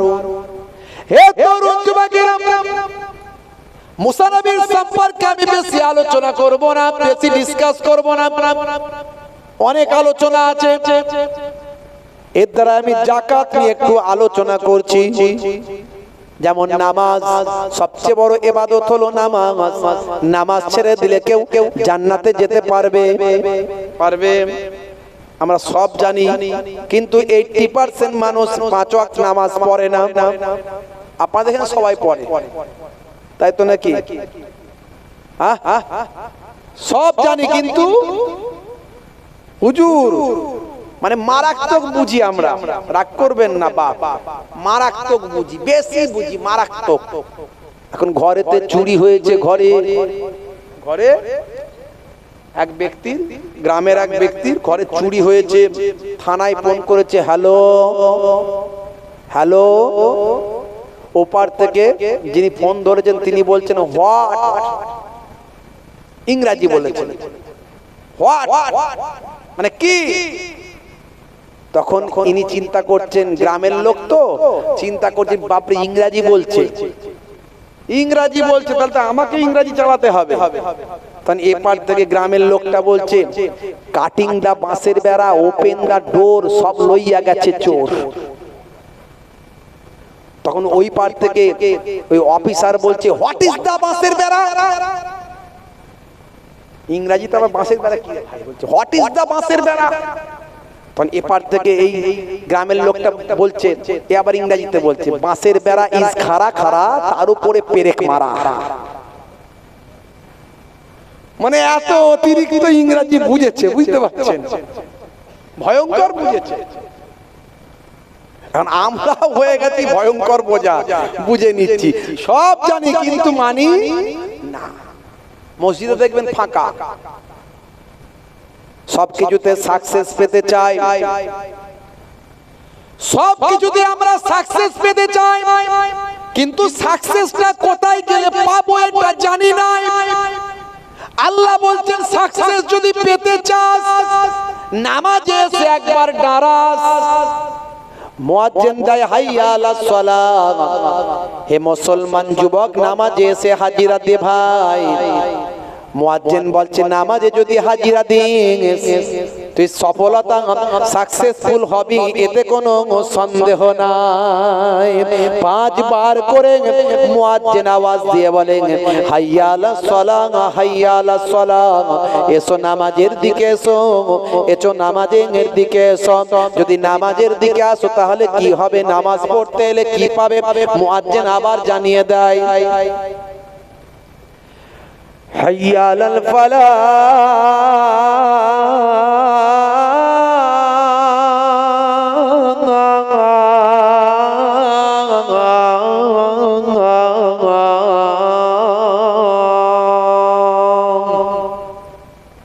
নামাজে এলে সফলতা পাবে। সফলতার চাবিকাঠি হলো নামাজ। সকলের একটা দপ্তর আছে, নেতার দপ্তর আছে, ডাক্তারের দপ্তর আছে, অ্যাডভোকেটের দপ্তর আছে। আল্লাহর দপ্তর হলো নামাজের সিজদা। সিজদায় গিয়ে যদি বলে সুবহান রাব্বিয়াল আলা, আল্লাহ বলবেন বান্দা লাব্বাইক, আমি হাজির। বল তোর কি জ্বালা, কি কষ্ট, কি জ্বালা। হে তরুণ যুবকেরা, আল্লাহর কাছে যা বলবেন, আল্লাহ বলবেন আমি ফেরাতে পারলাম না। হে তরুণ যুবকেরা, আমার আল্লাহ কোরআন মাজিদে ৮২ বার নামাজের কথা বলেছেন। ওয়াকিমুস সালাত ওয়া আতুজ যাকাত ওয়া আরকাউ মা'আর রাকিন। সালাতটা আদায় করো, যাকাতটা প্রদান করো, আর রুকুকারীদের সঙ্গে রুকুটা তুমি করো। অর্থাৎ জামাতে গিয়ে মসজিদে নামাজটা পড়ো। যদি সফলতা পেতে চাও, নামাজে গিয়ে দাঁড়াও। আমার নানা জান ছোট হুজুর পীর কেবলা ওয়াজ করতে করতে রাগান্বিত হয়ে বলতেন, কি দিয়ে বোঝাবো বাবা, ঝোড়া আর কোদাল দিয়ে বোঝাবো নাকি? রাগান্বিত হয়ে বলতেন নানা জান ছোট হুজুর কেবলা ফুরফুরা শরীফ। আমার দাদা জান মায়াপুর পীরনগরী হুজুর পীর কেবলা বলতেন, বাবা দিনে রাতে 5 বার নামাজ পড়তে 5 বারম 60 1 ঘন্টা সময় লাগে। 1 ঘন্টা নামাজে দিলে তোমার 23 ঘন্টা আল্লাহ সাকসেসফুল করে দেবে। কিন্তু সেই নামাজ আমরা ছেড়ে দিয়েছি। আমি বলি দাঁড়িয়ে নামাজ পড়তে খুব কষ্ট হচ্ছে, বান্দা বসে নামাজ পড়ো। বসে নামাজ পড়তেও খুবই কষ্ট, বান্দা শুয়ে নামাজ পড়ো। অনেক নামাজ সুন্নত নফল, অনেক নামাজ ফরজ ওয়াজিব নামাজ পড়ো, আর সুন্নতে মুআক্কেদাটা পড়ে নিয়ে ঘুমাও। কিন্তু নামাজ ছাড়া যাবে না, যত কষ্টই হোক। ওয়াক্ত যে হলো ওযু করো, মসজিদে চলো।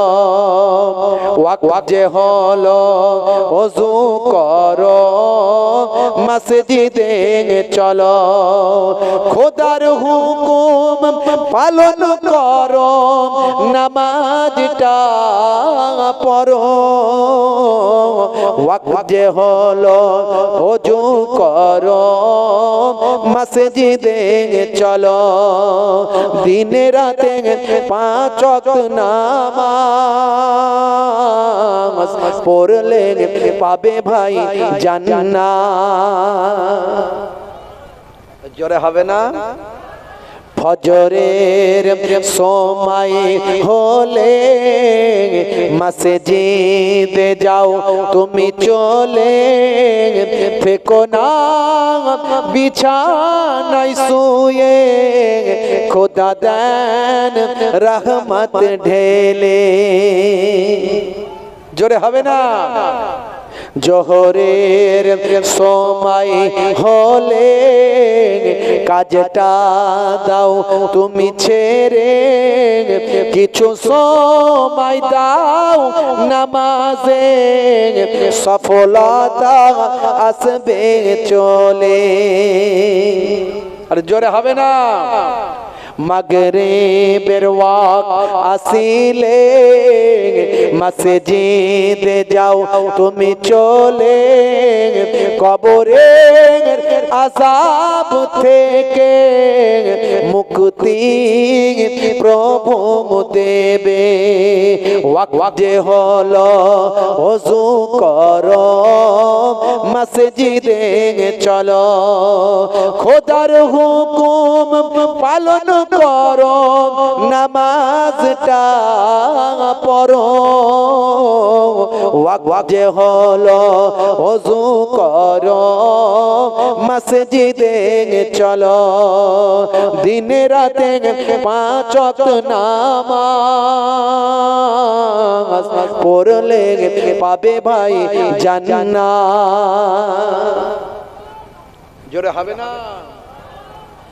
হে তরুণ যুবকেরা, এই নামাজ একটা বড় ইবাদত। নামাজের মধ্যে আছে উত্তম ব্যায়াম। আমি বলছি না, যারা ব্যায়াম বিশেষজ্ঞ তারা বলছেন ওযু ওযুর মধ্যে আছে এত সুন্দর ট্রিটমেন্ট। আপনি যদি উত্তেজিত হয়ে যান, রাগান্বিত হয়ে যান, আপনি হাতের কনুইয়ের উপর পর্যন্ত ধৌত করুন, ঘাটটা মাসা করুন, মুখটা ধৌত করুন, আপনার উত্তেজিত নার্ভগুলো শান্ত হবে। ওযু আপনার রাগ থেকে বাঁচিয়ে দেবে যখন রাগান্বিত হবে। তাই ইসলামে বলা হয়েছে ওযু করে 2 রাকাত নামাজ পড়ো। কোনো বাজে সিদ্ধান্ত নেবে না, বাজে কথাবার্তায় কান দেবে না। তুমি 2 রাকাত নামাজ পড়ো, তোমার মন মানসিকতা পরিবর্তন হবে, তুমি শান্ত ঠান্ডা হয়ে যাবে, সবর ওয়ালা হয়ে যাও, সবর ওয়ালা হয়ে যাও। আমার আল্লাহ কোরআন মাজিদে জানিয়ে দেন, ওয়ালা নাবলু আন্নাকুম বিশাইইম মিনাল খাউফি ওয়াল জু ওয়া নাকসিম মিনাল আমওয়ালি ওয়াল আনফুসি ওয়াস সামারাত ওয়া বাশশিরিনিস সাবিরিন। এ তরুণ যুবকেরা, হে আমার বন্ধুরা, আল্লাহ বলছেন মাঝে মাঝে আমি তোমাদের জানের মালের নোকসান দিয়ে, ক্ষতি দিয়ে তোমাদের পরীক্ষা করি, তোমাদের ক্ষুধা দিয়ে, তোমাদের রোগ দিয়ে, অসুস্থতা দিয়ে তোমাদের পরীক্ষা করি। তোমরা সেই পরীক্ষায় যারা সবর করেন তাদের জন্য আছে সুসংবাদ। যারা সবর করে তাদের জন্য আছে সুসংবাদ। অবাশশিরিস সাবিরিন, সবরকারীদের জন্য সুসংবাদ। হে তরুণ যুবকেরা, হে আমার বন্ধুরা, হে আমার মুরব্বিয়ানেরা, জওয়ান যুবকেরা আমার, তাহলে আপনাকে আমাকে ঈমানকে মজবুত করতে হবে, আমলকে পরিশুদ্ধ বানাতে হবে, ইবাদতটা বেশি বেশি করতে হবে, ছোটদের স্নেহ করতে হবে, বড়দের সম্মান করতে হবে, মুসলমানকে ভালোবাসতে হবে, হিন্দু ভাইদের ভালোবাসতে হবে, খ্রিস্টান জৈন বৌদ্ধের ভালোবাসতে হবে। কেউ বিপদে পড়লে সে মুসলমান না হিন্দু না খ্রিস্টান দেখবেন না, মানুষ বিপদে পড়েছেন মানুষের পাশে গিয়ে দাঁড়াবেন। এটাই ইসলামের নির্দেশ, এটাই ইসলামের বাণী। ইসলাম ব্যাপকতায় বিশ্বাসী, ইসলাম ক্ষুদ্রতায় বিশ্বাসী নয়, ইসলাম আত্মকেন্দ্রিকতায় বিশ্বাসী নয়। হে তরুণ যুবকেরা, হে আমার মুরব্বিয়ানেরা, মানুষকে ভালোবাসুন, মানুষের উপকার করুন। আগে মানুষ হন, তারপরে মুসলমান হবেন। আপনি মানুষ যদি হতে না পারেন, কিসের আপনি মুসলমান? হে জওয়ান যুবকেরা, হে আমার মুরব্বিয়ানেরা, দেখুন ইসলামে যাকাত, যাকাতের অর্থ হলো গরিবকে ধনী বানানো, গরিবি হাটাও, দেশটা বাঁচাও। এটাই হলো ইসলামের নির্দেশ, যাকাতের উদ্দেশ্য গরিবি হাটাও, দেশ বাঁচাও। আমরা মুখে বলি গরিবি হাটাও, দেশ বাঁচাও, কিন্তু ষড়যন্ত্র করে আমরা গরিব রেখে দিই। গরিবকে গরিব বানাই, তেলা মাথায় তেল দিয়ে ধনী বানায়। আছে না নাই? যত বড় লোক হচ্ছে আদানি আর আম্বানিরা। কথা ঠিক না ভুল? হ্যাঁ, মেহুল চোস্কি আর বিজয় মালিয়া, তাদের কোনো খবর আজ কেউ দিতে পারে না আনিয়া। কথা ঠিক না ভুল? আর মাঝখান থেকে আপনি একটা বিস্কুট কিনবেন, তার জিএসটি লাগবে। আছে না নাই? বিস্কুট কিনবেন, জিএসটি দেবেন। কি গো? এটা আমরা বুঝি না যে মূল্য বৃদ্ধি কোন জায়গায় চলে গেছে, বাজারের দাম কত বেড়েছে, আনাজপত্র খাবার উপায় নাই, তেল ডাল থেকে শুরু করে কি অবস্থা। মাঝখান থেকে নেতারা ধর্মের খেলা চালাচ্ছে, বুঝতে পারছেন? এদেশেও চলছে, ও দেশেও চলছে। আবার ওরা একটা ছোট মতো দেশ হয়ে আবার আমাদেরকে হুমকি দিচ্ছে, বুঝতে পারছেন? গায়ে গোশ নাই, গোবরে চর্বি। ভাইরা আমার, তরুণ যুবকেরা আমার, কিন্তু এর মাঝখানে খেলা অন্য। এদেশের মানুষও খারাপ নয়, ও দেশের মানুষও খারাপ নয়, এরাও ভালো ওরাও ভালো, বুঝতে পারছেন? আসলে খেলা চলছে অন্য। ওখানে আপনার সামনে তত্ত্বাবধায়ক সরকার আছে, তাদের আবার ভোট হবে, সেই ভোটে তো তাদেরকে জিততে হবে। জিততে গেলে মেজরিটি পার্সেন্টের ভোট চাই। তাই মেজরিটি পার্সেন্টকে ঠিক রাখার জন্য যা করা দরকার তাই তারা করছে। আর এদেশেও সামনে 26-এ বিধানসভা ভোট, বুঝতে পারছেন? এখানেও ভোট চাই। এই ভোটেরটাকে ঠিক রাখার জন্য, মেজরিটি পার্সেন্টকে এক করার জন্য সাম্প্রদায়িক খেলা কিছুজন চালাচ্ছে, এরাও একই রকম চালিয়ে যাচ্ছে। সব কিন্তু গেম, সব কি গেম। মাঝখান থেকে তেলের দাম, নুনের দাম, পেট্রোলের দাম, ডিজেলের দাম, গ্যাসের দাম বেড়ে যাচ্ছে। আমাদের সেখানে কোনো প্রতিবাদ আলোচনা কিছু নাই। কথা ঠিক না ভুল? ভাইরা আমার, তুলনামূলক অন্যান্য রাজ্যের থেকে আমার রাজ্য অনেক শান্ত, অনেক ঠান্ডা। এখানকার মানুষ অনেক সুখে দুঃখে আমরা পাশে একে অপরের থাকি। হিন্দু, মুসলমান, খ্রিস্টান, জৈন আমরা একসঙ্গে বড় হয়েছি। রামকৃষ্ণ রবীন্দ্রনাথ, রামকৃষ্ণ পরমহংসদেব, রামকৃষ্ণ পরমহংসদেব, কাজী নজরুল ইসলাম, রবীন্দ্রনাথ ঠাকুর, রবীন্দ্র নজরুলের দেশ, বিবেকানন্দ, স্বামী বিবেকানন্দজির দেশ, আর এই বাংলা পীর আবু বকর সিদ্দিক রহমাতুল্লাহ আলাইহির বাংলা। এখানে আমরা ছোট থেকে মানুষ হয়েছি। হিন্দু আর মুসলিম মোরা দুই সহোদর ভাই, এক বিনতে দুটি কুসুম এক ভারতে ঠাই। এখানে হিন্দু মুসলমানের বাস এত লাগালাগি, এত ঘাসাঘাসি, একে অপরের সুখে দুঃখে, অনুষ্ঠানে ওকেশনে, বিয়ে বাড়িতে, ভালোবাসায়, মহাব্বতে, উৎসবে, অনুষ্ঠানে একে অপরের পাশে যেমন আনন্দ আমরা ভাগ করি, তেমন এখানে কোনো বিপদ হলে, এখানে কারো বাড়িতে আগুন লাগলে তার ধোঁয়াটা, হিন্দু ভাইয়ের বাড়িতে আগুন লাগলে মুসলমান বাড়ির ভাইয়ের বাড়িতে ধোঁয়াটা যাবে, আর মুসলমান ভাইয়ের বাড়িতে ধোঁয়া আগুন লাগলে হিন্দু ভাইয়ের বাড়িতে ধোঁয়া যাবে। এটা আমাদের মনে রাখতে হবে। কথা ঠিক না ভুল? তাই আমরা সব সময় যেন কোনো ভাবে কারো প্ররোচনায় পা না দিয়ে, কারো ফাঁদে পা না দিয়ে জড়ায়, তার জন্য সচেতন থাকতে হবে। নেতারা নেতৃত্ব দিয়ে গদি নিয়ে চলে যাবে, তারপরে খবর থাকবে না, ভোট কেটে যাবে, দাবি দেখবেন আর কোনো খবর নাই। কিন্তু আমি আপনি আমার আপনার পাশে একে অপরের প্রয়োজনে সুখে দুঃখে লাগবে, যেমন ছিলাম তেমনই থাকতে হবে। কথা ঠিক না ভুল? হে তরুণ যুবকেরা, যাকাতের কথা বলছিলাম। যাকাত গরিবকে ধনী বানানোর একটা পদ্ধতি। হে জওয়ান যুবকেরা, মুসা নবীর জামানা, তৎকালীন যুগের সবচেয়ে বড় ধনী মানুষটার নাম বললাম কারুন। এক কারুন হলো সবচেয়ে ধনী মানুষ। হে তরুণ যুবকেরা, হে আমার বন্ধুরা, শুনে রেখে দিন বাবা, জেনে রেখে দেন। এক কারুন বাবা এত বড় ধনী মানুষ ছিল। মুসলমান একটু শুনে রাখুন, কারুন এত বড় বড় ধনী মানুষ ছিল, যার সম্পদ ছিল এত বেশি, যার সিন্ধুক ছিল, মানে বক্স সিন্ধুক, এই সিন্ধুক এত সোনা দানা, হিরে মতি পান্না, প্রবাল এত বেশি মূল্যবান, ভাই আমার মূল্যবান রত্ন ছিল, যেগুলোর জন্য তাকে অনেক চাবি ব্যবহার করতে হতো। সেই চাবিগুলো বহন করার জন্য, সেই চাবিগুলো বয়ে নিয়ে যাওয়ার জন্য একদল শক্তিশালী লোক ভাড়া করা ছিল। এই চাবি পাওয়ার জন্য একদল শক্তিশালী মানুষ ভাড়া করে রেখেছিল, তারাও তার চাবি বহন করতে হিমশিম খেত। যেটা আমার আল্লাহ কোরআন মাজিদে সূরা কাসাসের মধ্যে জানিয়েছেন। সূরার নাম হলো সূরা কাসাস, আয়াত নাম্বার হলো 76। ইন্নাল কারুনা কানা মিন কওমি মূসা ফাবাগা আলাইহিম ওয়া আতাইনাহু মিনাল কুনুজ মা ইন্না মাফাতিহাহু লাতানু বিল উসবাতি উলিল কুওয়াতি ইয ক্বালা লাহু কওমুহু লা তাফরাহ ইন্নাল্লাহা লা ইউহিব্বুল ফারিহিন। হে তরুণ যুবকেরা, আমার আল্লাহ বলেন কারুন ছিল মুসার সম্প্রদায়ভুক্ত।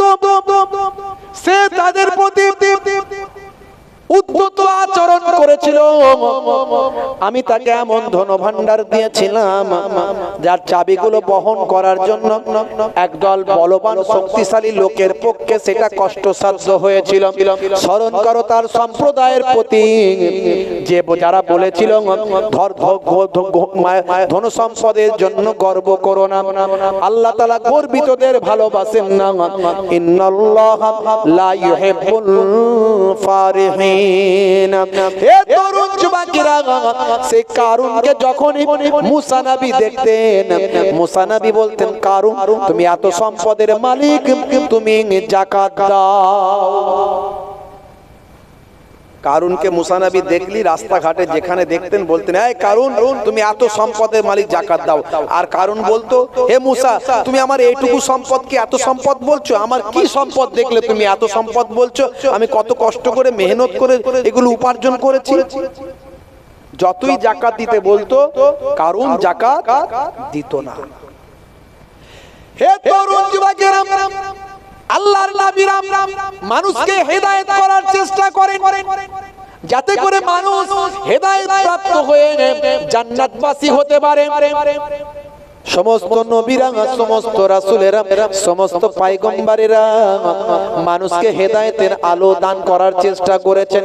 সমস্ত আউলিয়ায়ে কেরামেরা, বড় পীর আব্দুল কাদের জিলানী আল বাগদাদি থেকে খাজা গরিব নওয়াজ মাইনুদ্দিন চিশতি আজমিরি সঞ্জারি থেকে সমস্ত আউলিয়ায়ে কেরামেরা, ভাই আমার, দোস্ত আমার, মানুষকে হেদায়েতের আলো দেওয়ার চেষ্টা করেছেন। হে তরুণ যুবকেরা, হে আমার মুরব্বিয়ানেরা, শুনে রেখে দিন বাবা, জেনে রেখে দেন। হে মুসলমান, একটুখানি লক্ষ্য করুন, একটুখানি খেয়াল করুন বাবা। হে তরুণ যুবকেরা, আজকে বর্তমানে যত হকপন্থী হাক্কানি আলেম আছে তারাও মানুষকে হেদায়েতের আলো দেওয়ার চেষ্টা করে থাকেন, মানুষকে জাহান্নাম থেকে বাঁচিয়ে জান্নাতের পথে ধাবিত করার চেষ্টা করে থাকেন।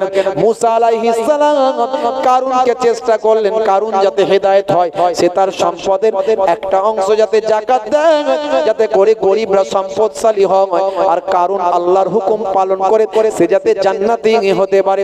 তাই যখনই কারুনের সঙ্গে দেখা হতো তখনই মুসা কালিমুল্লাহ বলতেন, হে কারুন যাকাত দাও। কারুন বড় কৃপণ, যাকাত দেনেওয়ালা নয়, সে যাকাত দেবে না। আর মুসা নবী দেখা হলেই বলবে, ছাড়বে না। আর সে তো বিরাট বড় সম্পদশালী, সবার কাছে একটা সম্মান আছে না নাই? এই বড় লোক হলে সম্মান আছে না নাই? আছে। একটা সম্পদের দাম্ভিকতা, কারো শরীর হয়েছে, শরীরের ক্ষমতা দেখেছিস, সলেমান খানের বডি দেখাচ্ছে, দেখেছিস? এক থাপ্পড়ে পাঁপড় ভাজা খাইয়ে দেবো, ওরে বাপ রে বাপ। হ্যাঁ, কেউ একটু দেখতে সুন্দর, শুধু চুল নিয়ে শুধু এরকম এরকম করছে, কি সুন্দর নায়ক নায়ক ভাব, নায়িকার অভাব আছে না নাই? যা যেটা আছে সে সেটা নিয়ে গর্ব করে কি। আর আমার আল্লাহ বলছেন, ইন্নাল্লাহা লা ইউহিব্বুল মুতাকাব্বিরিন, অহংকারীকে আমি আল্লাহ পছন্দ করি না। বাবা, তোমাকে যেটা দিয়েছি সেটা নিয়ে শুকরিয়া আদা করো, অহংকার করো না। কিন্তু মানুষ আমরা অহংকারী হয়ে যায়, আর সেটাই আমাদের পতনের কারণ। হে তরুণ যুবকেরা, হযরত মুসা কালিমুল্লাহ যখনই দেখা হয় তখনই বলেন, হে কারুন তুমি যাকাত দাও। কারুন চিন্তা করলো মুসার হাত থেকে বাঁচতে গেলে মুসাকে একটা জালেতে জড়াতে হবে। বন্ধুদের সঙ্গে আলোচনা করে নিল মুসাকে কোন জালে জড়ানো যায়। ভাই আমার, আলোচনা করে ঠিক করলো সেই জামানার একজন বিখ্যাত পতিতা নারী ছিল, পতিতা নারী। ভাই আমার, হে তরুণ যুবকেরা, পতিতা নারী যাদের কাছে মানুষ যেতে পারে, টাকা দিলি তাদের সঙ্গে যৌন ক্রিয়াকার্য করা যায়, জেনা ব্যভিচার যেটা বলে। ভাই আমার, দোস্ত আমার, এই পতিতা নারী ছিল সেই জামানার বিখ্যাত একজন নারী ছিল, যার নাম হলো সাবজা, যার নাম সাবজা। ইন্টারনেটে নিউজ হয়েছে, আমার কাছে একজন পাঠিয়েছে, বলছে বর্তমান সময়ে সারা পৃথিবীতে একজন ফেমাস পতিতা নারী আছে, তার নাম হলো মিয়া খলিফা। শুনেছেন? নাম শুনেছেন? ইন্টারনেটে আমার কাছে পাঠিয়েছে একজন যুবক, বলে হুজুর বর্তমান সময়ে সারা পৃথিবীতে বিখ্যাত একজন পতিতা নারী, যার নাম হলো মিয়া খলিফা। নামটা কি সুন্দর, যেন মুসলিম নাম মনে হচ্ছে না? মনে হচ্ছে মুসলমানদের ঘরের মেয়ে, তাই তো নাকি? ভাই আমার, মিয়া কথাটা মুসলমানদের মধ্যে ব্যবহার হয়, আর খলিফা কথাটা অত্যন্ত একটা মূল্যবান শব্দ, যার অর্থ হলো প্রতিনিধি।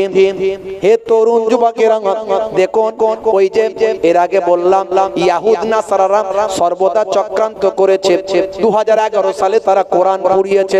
এরকম বারবার চক্রান্ত করে যায়, এটা তাদেরই একটা চক্রান্তের ফসল।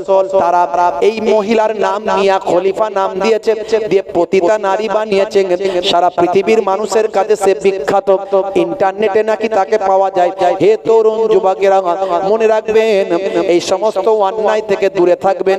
হে যুবকেরা, তুমি একবার যদি এই সমস্ত ছবি, এই সমস্ত মহিলা, এদের যদি তুমি দেখতে পাও, তাহলে তোমার জীবনটা বরবাদ হবে। এদেরকে আগ্রহ নিয়ে কখনো খোঁজার চেষ্টা করবে না, এদের দেখার চেষ্টা করবে না। আমি শুধু এটুকু বলার জন্য এই কথাটা বলছি, আসলেই মিয়া খলিফা এ কিন্তু মুসলমান নয়, এটাও একটা চক্রান্ত।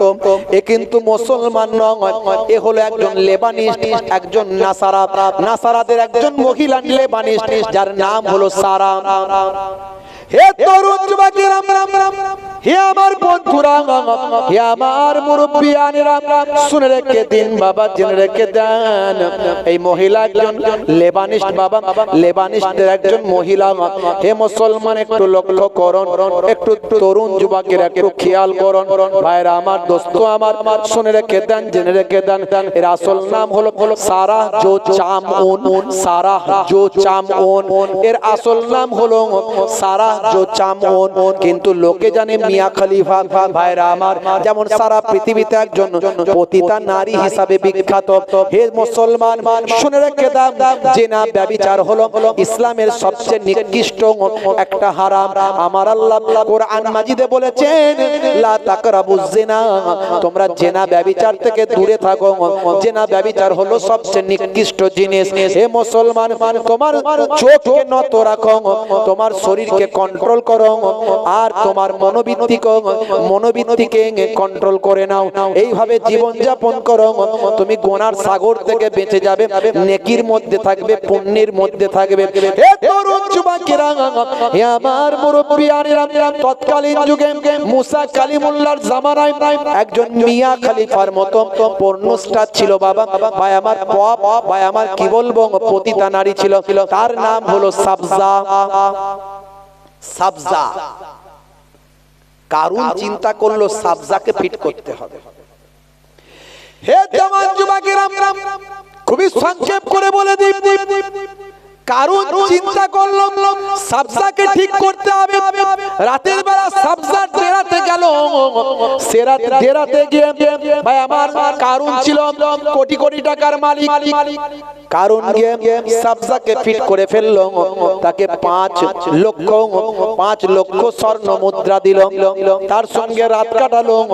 অবৈধ ক্রিয়া কর্মে মত্ত হলো ভাই আমার, অবৈধ ক্রিয়া কর্মে মত্ত হলো, এবং তাকে ফিট করে বলল, এই যে 5 লক্ষ স্বর্ণ মুদ্রা দিলাম, হে সাবজা, তোমাকে একটা কাজ করতে হবে। বলে কি কাজ? এমন সময় ভাই আমার, দোস্ত আমার, কারুন সেই সময় বলেছিল, শোনো শোনো শোনো শোনো। বলে কি কাজ? বলে অমুক দিনে অমুক জায়গায় আমাদের যে বড় খোদা ভাই আমার, যাকে তারা ফেরাউন বলে, সেই ফেরাউন নিজেকে খোদা বলেছিল, আনা রব্বুকুমুল আলা বলেছিল, আমি তোমাদের বড় খোদা বলেছিল। সেই বড় খোদার জন্মদিন, খোদার আবার জন্মদিন, ভালো করে ভাবুন। হে তরুণ যুবকেরা, কারণ বললো আমাদের বড় খোদার জন্মদিন, রাজ দরবারে জন্মদিন পালন হবে, অনেক খানা পিনার ব্যবস্থা হবে, অনেক মানুষ সেখানে উপস্থিত হবে। আর মানুষ যেখানে হাজির হয়, মুসা কালিমুল্লাহ সেখানে গিয়ে আল্লাহ এবং নিজে আল্লাহ এবং রাসূলের বাণীটা সেখানে জানিয়ে দেয়। মানুষ বেশি হলেই মুসা কালিমুল্লাহ আল্লাহর বাণী বলে সেখানে। এখনকার যুগে আপনারা আমাদেরকে দাওয়াত করছেন, নজরানা দিচ্ছেন, এত সুন্দর লাইটিং, এত ব্যবস্থাপনা, এত সম্মান। তখনকার যুগে নবীদেরকে অনেক কষ্ট করতে হয়েছে, তবে আজকে আমরা এই দিনটা দেখতে পাচ্ছি। বুঝতে পারছো? যেখানে মানুষ জুটতো সেখানে গিয়ে মুসা কালিমুল্লাহ তাদেরকে গিয়ে আল্লাহর একত্ববাদ, ওয়াহদানিয়াত, দ্বীনের কথা বলতো। তবে মানুষ তাদের কিছু করতে পারতো না, অনেক অনেক কষ্ট দিয়েছে, কিন্তু কিছু করতে পারেনি, কারণ আল্লাহ প্রদত্ত ক্ষমতা ছিল তাদের। মুজিজা আল্লাহ দিয়েছিলেন। মুসা নবী হাতে লাঠি ফেলতেন, বিরাট বড় সাপ হয়ে যেত।